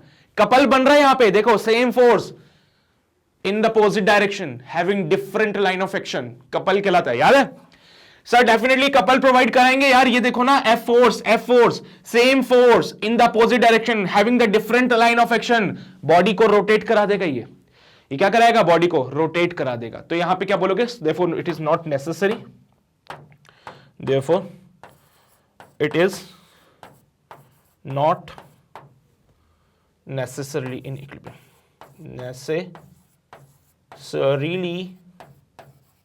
In equilibrium. तो ऐसा कोई जरूरी नहीं है कि इक्विलिब्रियम में है, ये रोटेशन कर रहा है ये भाई, यहां पे रोटेशन कर लिया भैया ये। तो भाई अगर लाइन ऑफ एक्शन अलग अलग है, जैसे कि ऊपर वाले फोर्स का लाइन ऑफ एक्शन अलग था, नीचे वाले फोर्स का लाइन ऑफ एक्शन अलग था, तो यहां पे टॉर्क आ गया। लेकिन मान लो यही फोर्स अगर मैं किसी पार्टिकल पे लगाता फिर तो सर जी पार्टिकल की बात कुछ और है। यही फोर्स अगर एक पार्टिकल पे लगाते तो पार्टिकल होता कितना सा यार? इत्तू सा तो पार्टिकल है। लो भाई, एक फोर्स यहां लगा दिया, एक फोर्स यहां लगा दिया, इत्तू सा पार्टिकल है, क्या फर्क पड़ता है? ठीक है, तो पार्टिकल के ऊपर अगर सेम फोर्स लगा दिया जाए अपोजिट डायरेक्शन में, तो पार्टिकल एक तो बेचारा ट्रांसलेशन इक्विलिब्रियम में भी आ जाएगा, और ये बेचारा रोटेशनल इक्विलिब्रियम में भी आ जाएगा, just because of the reason. तुम तो जानते हो मैं इक्विलिब्रियम की स्पेलिंग गलत लिख रहा हूं ना, तब से मुझे भी ये लग रहा था। प्लस ये रोटेशनल इक्विलिब्रियम में भी रहेगा बिकॉज पार्टिकल होता है छोटा। तो अगर आप यहां पे कपल बनाने की कोशिश करोगे तो कपल नहीं बनेगा भैया, समझते हो ना? अगर तुम लोग सोच रहे हो कि कपल बन जाएगा तो कपल क्या बनेगा? बॉडी में तो भाई बॉडी बड़ी होती है, बॉडी बड़ी होती है, तो इनके लाइन ऑफ एक्शन अलग अलग दिखते हैं, लेकिन पार्टिकल तो छोटा सा होता है। पार्टिकल तो क्या है सर? ऐसे बहुत सारे पार्टिकल मिलकर एक बॉडी बनाते हैं, ऐसे बहुत सारे पार्टिकल्स मिलकर एक बॉडी बनाते हैं, पॉइंट मास है पार्टिकल तो यार। पार्टिकल एक तरह का क्या है, it is a kind of a point mass. एक पॉइंट मास पे क्या लाइन ऑफ एक्शन अलग अलग करके बताओगे तुम लोग। इतू सा जो बेचारा पार्टिकल है, एक फोर्स इधर लग गया, एक फोर्स इधर लग गया, बेचारा रेस्ट पे है। तो ये ट्रांसलेशन इक्विलिब्रियम में भी रहेगा, रोटेशन इक्विलिब्रियम में भी रहेगा। तो therefore we can say it is necessarily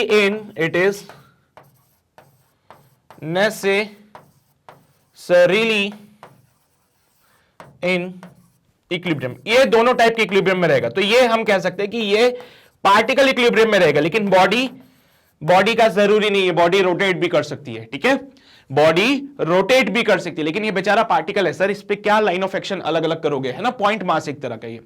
तो इसके लिए ये इक्विलिब्रियम में है, लेकिन यहां पे सिर्फ ये ट्रांसलेशन इक्विलिब्रियम में है, रोटेशन कर सकता है। तो ये जरूरी नहीं है, नेसेसरी नहीं है कि इक्विलिब्रियम में रहे, लेकिन पार्टिकल इक्विलिब्रियम में रहेगा। तो ये किसकी कहानी चल रही थी, पार्टिकल की कहानी चल रही थी। किसकी कहानी चल रही है, पार्टिकल की। ये किसकी चल रही है, बॉडी की। हाँ, तो अंतर समझो भाई, यहां पे बात हो रही है बॉडी की, वहां पे पार्टिकल की बात हो रही है। तो दोनों में डिफरेंस है भाई, समझ जाना तुम लोग इस बात को। चलो भाई छाप लो इसको जल्दी से, यही है क्वेश्चन नंबर 10। फिर आगे बढ़ते हैं हम लोग, जल्दी से नोट करो इसको। कर लिया नोट सभी ने, समझ आती है बातें? अरे वीडियो पॉज किया करो फिर नोट किया करो, ओके।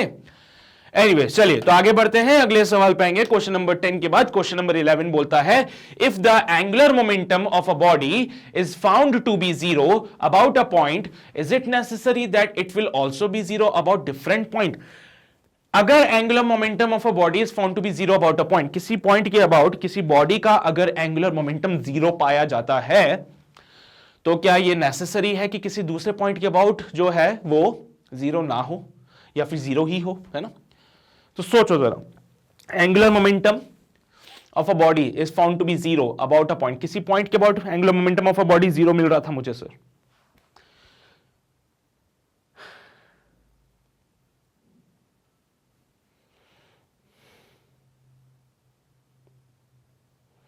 सोचा तुमने कुछ इसके बारे में?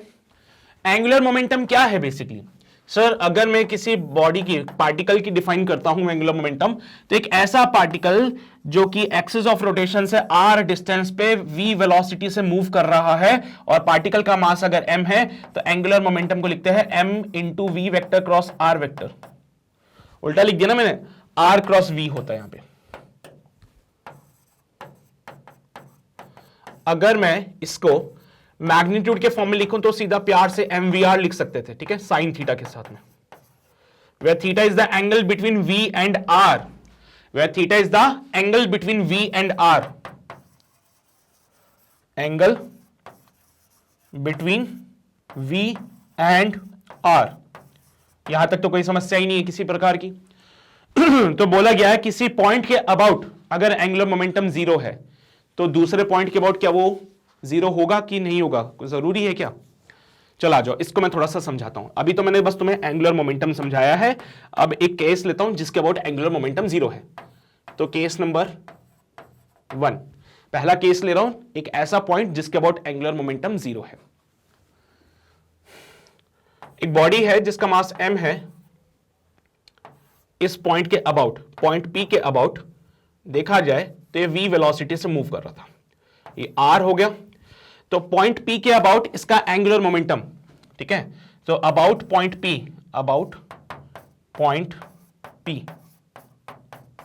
The angular momentum of the body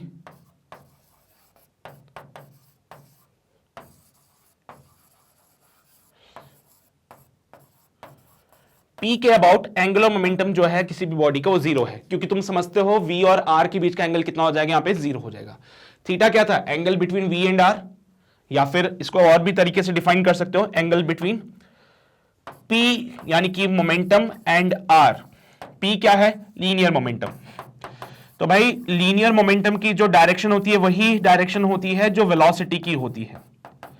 linear momentum की डायरेक्शन वही है जो वेलोसिटी की डायरेक्शन है। इसलिए आपकी इच्छा श्रद्धा है वेलोसिटी और R के बीच का एंगल डिफाइन करना है या फिर P और R के बीच में डिफाइन करना है, उस पर मैं नहीं रोकूंगा तुम्हें, ठीक है। एक और फॉर्मूला पता है ना इसका तुम लोगों को, L equals to P R sine theta. P क्या है, लीनियर मोमेंटम है sir, M into V linear momentum कहलाता है। तो एक और फॉर्मूला है हमारे पास में, पर क्या है चलन में MVR वाला है, ज्यादा यही चलता है आजकल, ठीक है, तो इसलिए हम इस पे फोकस करते हैं।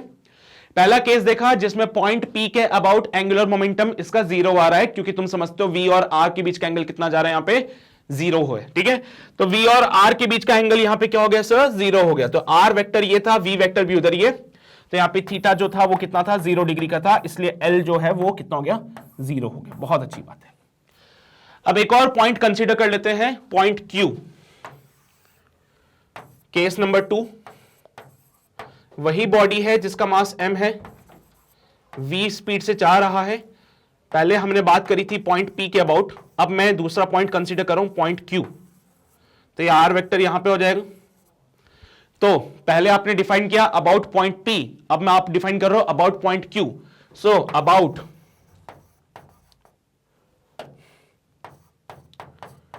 पॉइंट Q, अगर मैं एंगुलर मोमेंटम की बात करूं तो आएगा formula MVR sin theta, where theta is the angle between V and R। कुछ एंगल बनेगा V और R के बीच में, R को थोड़ा आगे एक्सटेंड करोगे तो यहां पे थीटा एंगल बनता है। अरे इस R को थोड़ा आगे लेके जाओगे और तो V और R के बीच में थीटा दिख रहा है, which is actually not equals to 0। तो ऐसा कोई जरूरी नहीं है कि एंगुलर मोमेंटम किसी एक पॉइंट के अबाउट 0 हुआ तो दूसरे पॉइंट के अबाउट भी 0 होगा, है ना। तो ऐसा कोई जरूरी नहीं है कि किसी एक पॉइंट के अबाउट एंगुलर मोमेंटम 0 हो गया तो दूसरे पॉइंट के अबाउट 0 होगा, नहीं हो सकता है, बिकॉज एंगुलर मोमेंटम डिपेंड करता है किन फैक्टर्स पे, depends on the position vector. Angular momentum किस पे डिपेंड कर रहा है, पोजीशन वेक्टर पे। अगर वो पोजीशन वेक्टर पे डिपेंड कर रहा है, डेफिनेटली अलग अलग पॉइंट के लिए अलग अलग पोजीशन वेक्टर होगा, अलग अलग पॉइंट्स के लिए अलग अलग पोजीशन वेक्टर। इसके कारण वेलोसिटी और पोजीशन वेक्टर का जो एंगल है थीटा, अलग अलग पॉइंट्स के लिए थीटा की वैल्यू भी अलग अलग होगी। जैसे पॉइंट P के लिए थीटा कितना आ गया था, 0 डिग्री, लेकिन यहां पे थीटा 0 तो नहीं है सर, यहां पे थीटा कितना हो गया था, 0 हो गया था, यहां पे थीटा 0 नहीं है।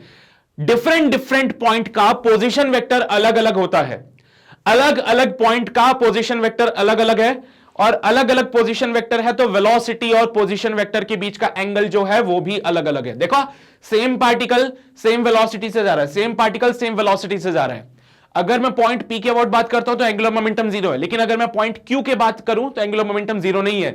अगर मैं पॉइंट एक और कंसीडर कर लूं तो एक और पॉइंट कंसीडर कर लो, मैंने बोला कि सर एक पॉइंट यहां पे कंसीडर करते हैं R, ये इसका पोजीशन वेक्टर हो जाएगा R डैश।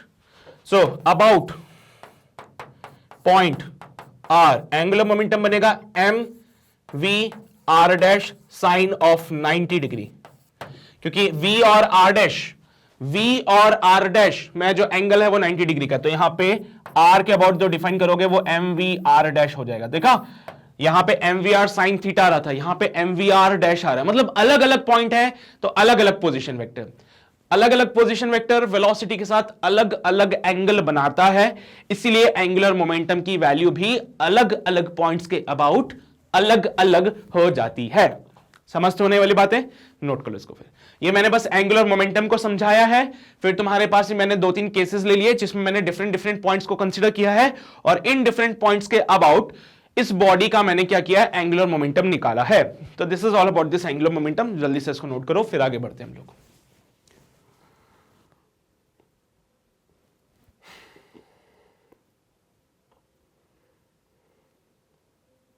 ठीक है, अब कईयों के दिमाग में ख्याल आता होगा कि सर ये क्या बात हुई, ये क्या बात हुई। आपने तो पार्टिकल के लिए डिफाइन किया, पॉइंट मास के लिए डिफाइन किया है। अगर बॉडी में उसने एक कंटिन्यूअस बॉडी ले ली, बड़ी बॉडी ले ली, फिर अरे तो क्या हो गया भाई। बड़ी बॉडी के लिए अगर आप इसको डिफाइन करते हो तो कैसे डिफाइन करोगे, जैसे कि सपोज करो मैंने एक रॉड ले ली,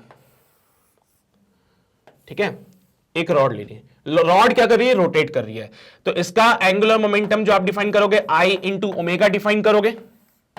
इसका एंगुलर मोमेंटम क्या करोगे, I इंटू ओमेगा डिफाइन करोगे। अगर मैं सेंटर के अबाउट इसका एंगुलर मोमेंटम निकालूं तो सेंटर को मैं C से डिनोट कर देता हूं, तो C के अबाउट अगर एंगुलर मोमेंटम निकालेंगे तो बनेगा कितना, mL² इंटू ओमेगा। ये ओमेगा से रोटेट कर रही है, रॉड का लेंथ L हो जाएगा और रॉड का मास मान लीजिए कैपिटल M है। तो C पॉइंट के अबाउट निकाला तो mL² by 12 इंटू ओमेगा। अगर मैं किसी एक एंड के अबाउट निकालूं, इसको मैं पॉइंट पी बोल देता हूं, तो पॉइंट पी के अबाउट अगर एंगुलर मोमेंटम निकालूंगा तो क्या मिलेगा, ml² बाय 3 इंटू ओमेगा। तो देखा, अलग अलग पॉइंट के लिए एंगुलर मोमेंटम अलग अलग है। तो भाई अगर तुम्हें कंफ्यूजन हो इस बात का कि सर आपने तो सिर्फ पॉइंट मास के लिए डिफाइन करा, किसी कॉन्टिन्यूअस बॉडी के लिए डिफाइन करते तो समझते हम। तो किसी कॉन्टिन्यूअस बॉडी के लिए आप बोलते हो I इंटू ओमेगा। अब बॉडी अगर रोटेट कर रही है तो डेफिनेटली सी बात है ओमेगा तो सेम रहेगा, ओमेगा तो सेम रहेगा, लेकिन मोमेंट ऑफ इनर्शिया अलग अलग पॉइंट्स पे अलग अलग है। तो अगर C के अबाउट निकालोगे तो ml² बाय 12 इंटू ओमेगा, अगर P के अबाउट निकालोगे तो ml² बाय 3 इंटू ओमेगा, है ना भाई, डिफरेंट डिफरेंट, यही समझा रहे हैं। तो भले एक कॉन्टिन्यूअस बॉडी के लिए ले लो या फिर एक पार्टिकल के लिए ले लो, डिस्क्रीट पार्टिकल के लिए सेम रिजल्ट रहेगा, एंगुलर मोमेंटम अलग अलग पॉइंट्स का अलग अलग होता है भाई। समझते हो ना भी ये बात, कोई समस्या तो नहीं है इसमें। बढ़े आगे, नोट करना चाहते हो तो ये भी नोट कर लो, कर लिया नोट पक्का सभी ने, ये भी नोट कर लिया था, बहुत अच्छी बात है। चलो भाई, तो ये था कहानी क्वेश्चन नंबर 11 की, और मुझे ऐसा लगता है कि यहीं पे हम इस सेशन को समाप्त करते हैं। देखो यार, ज्यादा क्वेश्चंस है, 11 क्वेश्चंस और है, ठीक है, तो उसको मैं एक अगले पार्ट में बना देता हूं, क्योंकि मैं समझता हूं ऐसा कि बहुत बड़ी वीडियो बन जाती ना तो तुम लोगों को भी आफत होती होगी देखने में, है ना, मन ही नहीं करता है फिर ऐसे बड़े बड़े, वो भी पढ़ाई वाली पिक्चर होती तो भी समझ आता है ना, 2.5 घंटे की पिक्चर देखना आसान होता है, लेकिन 2.5 घंटे का लेक्चर देखने में आफत आ जाती है। तो ठीक है, इसको यहीं रोकते हैं। उम्मीद करता हूं ये जो 11 सवाल मैंने तुम्हें कराए हैं वो सब तुम्हें अच्छे से समझ आए होंगे, बढ़िया से एकदम दिमाग के अंदर बैठ गई होगी सारी बातें जाके। फिर भी अगर तुम्हें लगता है कि नहीं है सर हमें थोड़ा सा समस्या है, वीडियो दोबारा देखनी है, तो वेबसाइट पे आके ज्वाइन कर लेना। वेबसाइट पे अगर आप आओगे तो डेफिनेटली यहां पे आपको सारी की सारी वीडियोस अवेलेबल हो जाएगी, जैसे कि हमने यहां पे कोर्स बना रखे हैं हर एक सब्जेक्ट के लिए।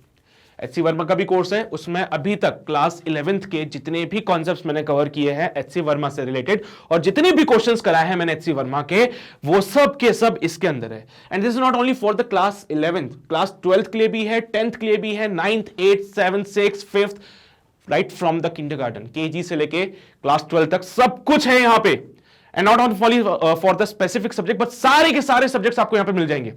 सो ओवरऑल डेफिनेटली ये एक जादू का पिटारा है जहां पे फ्री में सब कुछ मिलेगा तुम लोगों को फॉर योर एग्जाम्स। तो डेफिनेटली इन चीजों को ज्वाइन जरूर करिए, इनको मिस मत कीजिए, है ना, आपके लिए बहुत इंपॉर्टेंट होंगी ये सारी बातें। तो वेबसाइट पे ये सारी चीजें आपको बेनिफिट्स आपको मिल रहे हैं। अपार्ट फ्रॉम दिस एक छोटू सा काम और करना है, वो है चैनल को सब्सक्राइब करना है। वो लाल बटन दिख रहा है उसको दबा दो, उसके बगल में जो घंटा है उसको बजा दो, सो दैट आप कोई भी नोटिफिकेशन को मिस ना करें। देखो भाई ऐसा है ना, हम बहुत सारे इंपॉर्टेंट अपडेट्स लेके आ रहे हैं तुम्हारे लिए, और वो अपडेट्स अगर तुम्हें टाइम टू टाइम चाहिए तो चैनल को सब्सक्राइब कर लेना, बेल आइकन को दबा लेना, ठीक है। और एक और काम है, वो ये है सेशन को शेयर कर देना, अपने भाई बंधुओं को बता दो, सखा सहेलियों को बता दो जाके कि सिर्फ HC वर्मा के सॉल्यूशन मैग्नेट ब्रेन्स में मिल रहे हैं। तो उसके लिए वो भी चैनल को सब्सक्राइब कर लें और वो भी अपने दोस्तों को बता दें जाके इसके बारे में, ठीक है। सो डेफिनेटली देखो, HC वर्मा सॉल्व करा रहा हूं तो तुम्हारे कॉम्पिटिटिव एग्जाम्स के लिए बहुत इंपॉर्टेंट है सारी चीजें। तो तुम्हारा तो फायदा हो ही रहा है, लेकिन तुम्हारे दोस्तों का भी फायदा हो, इसलिए उनको ये भी बताओ जाके। और सेशन को लाइक जरूर कर देना अगर जो क्वेश्चंस मैं तुम्हें सॉल्व करा रहा हूं वो समझ आ रहे हैं, कॉन्सेप्ट क्लियर हो रहे हैं, तो सेशन को जरूर लाइक कर देना, ठीक है। तो आज के लिए बस इतनी ही बातें, बचे हुए क्वेश्चंस हम अपने अगले सेशन में करेंगे। तब तक अपना ध्यान रखो, पढ़ाई करते रहो, ऑल द वेरी बेस्ट।